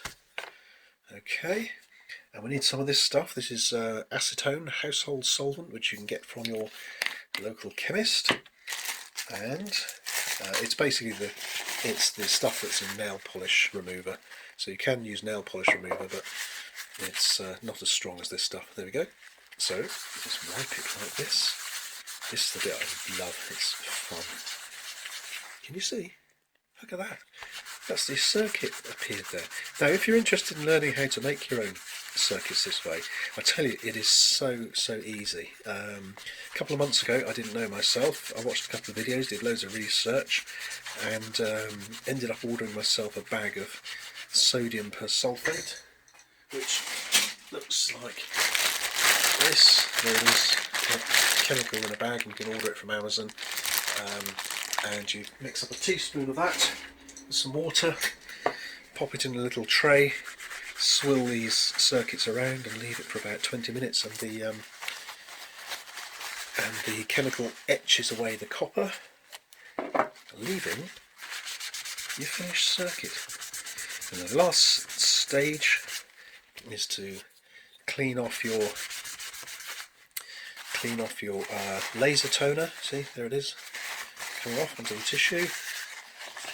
I should be wearing rubber gloves actually, but I just wanted to do this quickly. There we go. The acetone evaporates in seconds, leaving a nice, clean, finished circuit. Ooh, look at that, isn't it pretty? Oh, you could hang that on your Christmas tree. Okie doke, right, so now this is the bit you've all been waiting for. Drum roll and the drill. Now I'm just going to be drilling straight onto this mat because by experience, drilling through things like this, the drill bit goes through, gets tangled up in that, it all gets caught up into a mess, and even though you're trying to be clean and tidy, it ends up getting messy. So save that for a minute, just drill onto that. Now the piece that's missing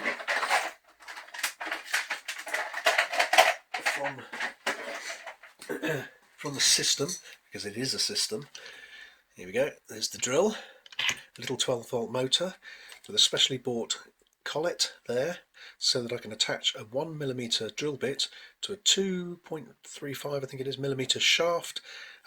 Two simple wires going to a battery clip, and in here, well, we need a switch to turn it on and off. Here we go, a foot switch, which I happen to have made earlier for another project, and I've got a little cable here which I plug in the back. I feed, there we go, look, you see that little hole in the desk there? Yeah, that's what it's for. See, I could have just trailed it over the edge of the desk, I suppose, but the cable was a bit short and I didn't want to go cutting it up, so there we go. Ooh, you see, as you plug it in, watch that, whoops, see, it's because as you plug it in, two of those contacts are shorted and it turns it on and off briefly. Got to remember to take it out really before you do that. So there we go. Right, let's put our little, look at that, isn't it beautiful? I could put it on wheels so it could wheel around the desk. Right, now if you have a look at the long video, you'll see all the experimentation that went into making one of these, and you've probably seen lots of videos, mainly from Asia, where people make these sorts of things all the time by gluing things together with a bit of what's it called, a heat gun and glue and that sort of business. So they're fairly easy to make, and I didn't know whether it would work or not, so I did a bit of experimenting. You can see that in the long video, and I came up with this. Right, foot switch on, off. You see, it sounds just like a guitar pedal because it's got a guitar pedal foot switch in it. Right, so I can choose any hole. Let's start with there. I hold it central like that to keep it still. Let's see if we can get you a better angle in a minute. Hold on.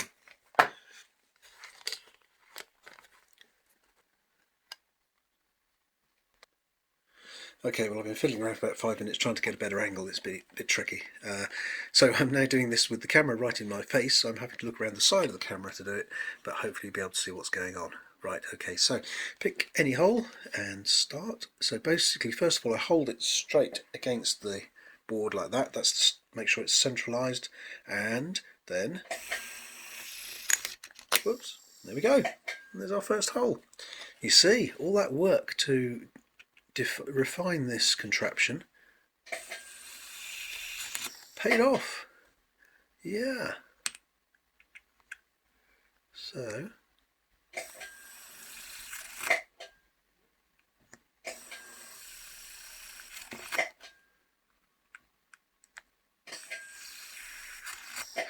how I do this is basically I centre the thing on the hole, apply a little bit of pressure, foot switch, and once it's turning, then I release the pressure a bit, because otherwise it can jam up, and let the drill go under its own speed. Occasionally it jams a bit, and then I just like go like that with my finger to help it out, and it starts again. So hopefully you can see what's going on there. But as you can see, there we go. I'm doing this half looking through the camera now. Hope I don't mess it up, because it does take a while to make these things. There we go, see, a little help like that if it gets stuck.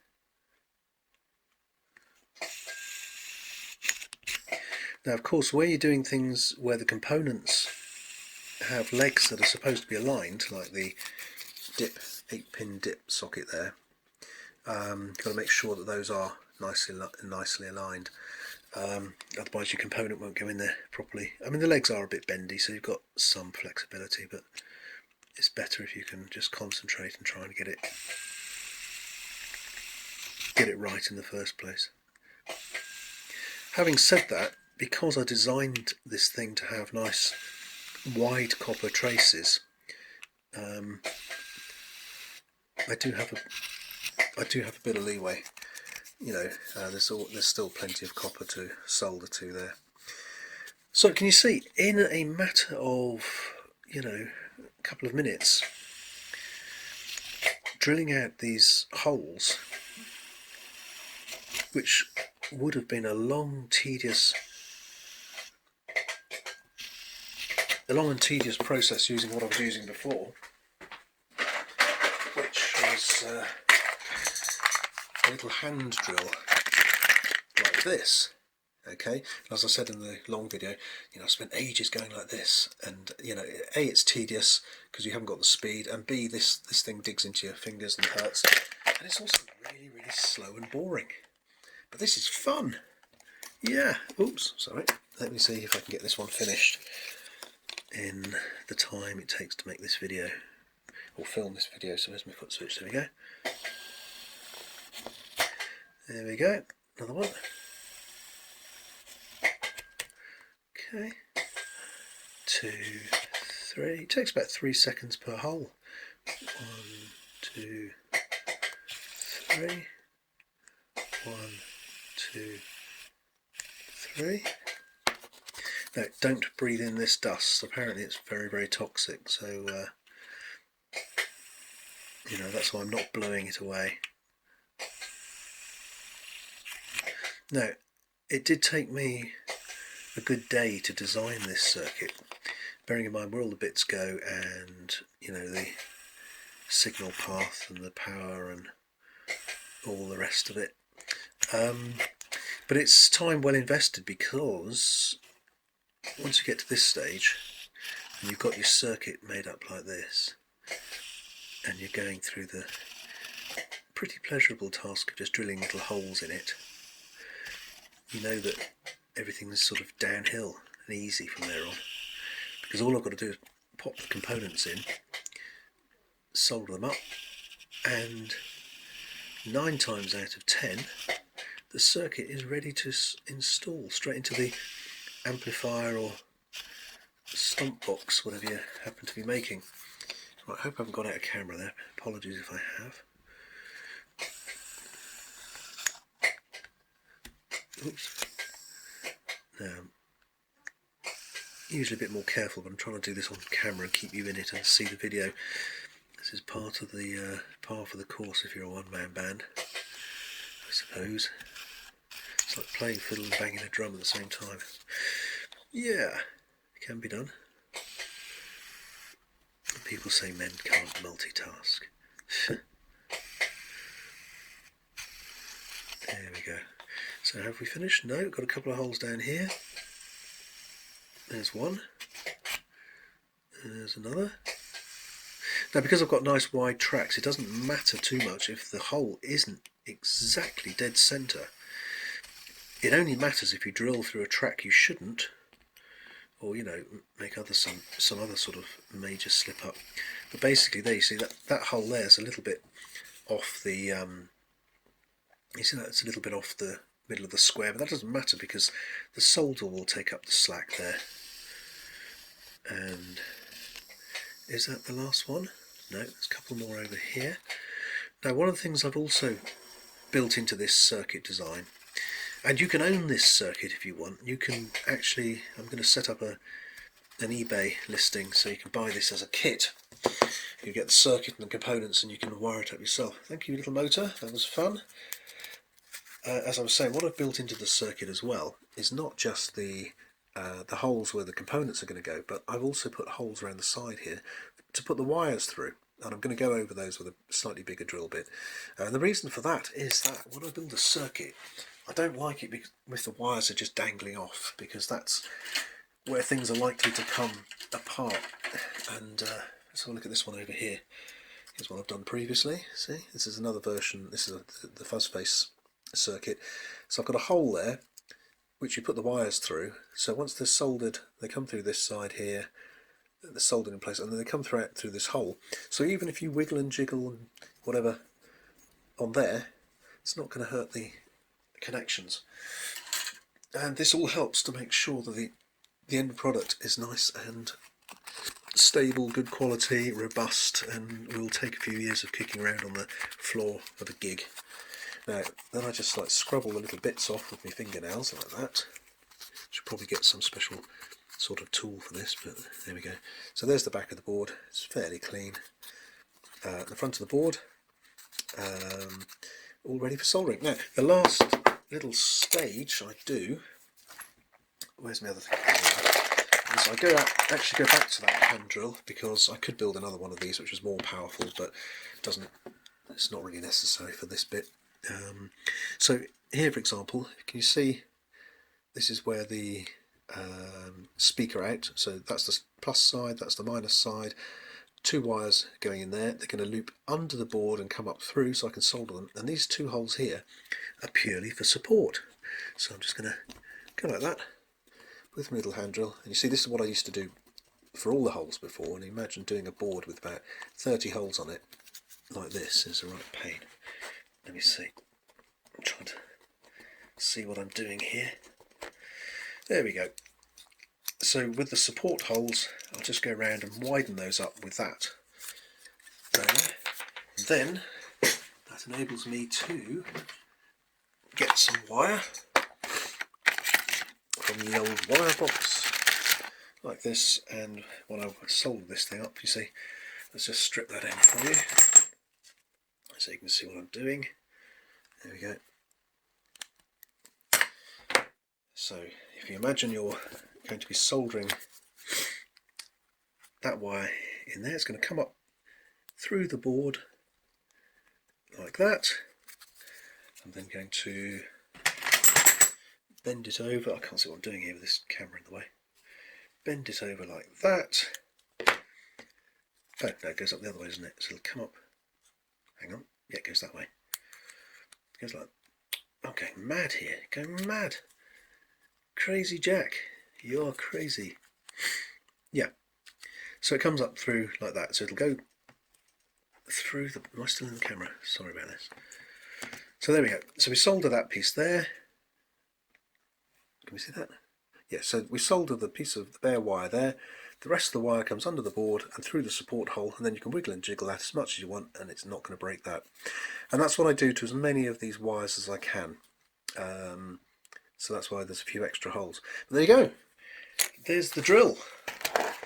So if you watched this in the longer form, thank you very, very much for watching. Please like and subscribe to support the channel so I can make some more long, boring videos.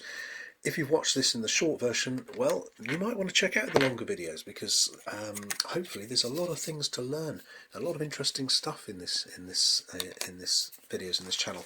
Right, I'm very tired. I've got to wrap it up here, finish editing and get this uploaded. Hope you enjoy it. Thanks for watching. I'm Crazy Jack, over and out. Bye.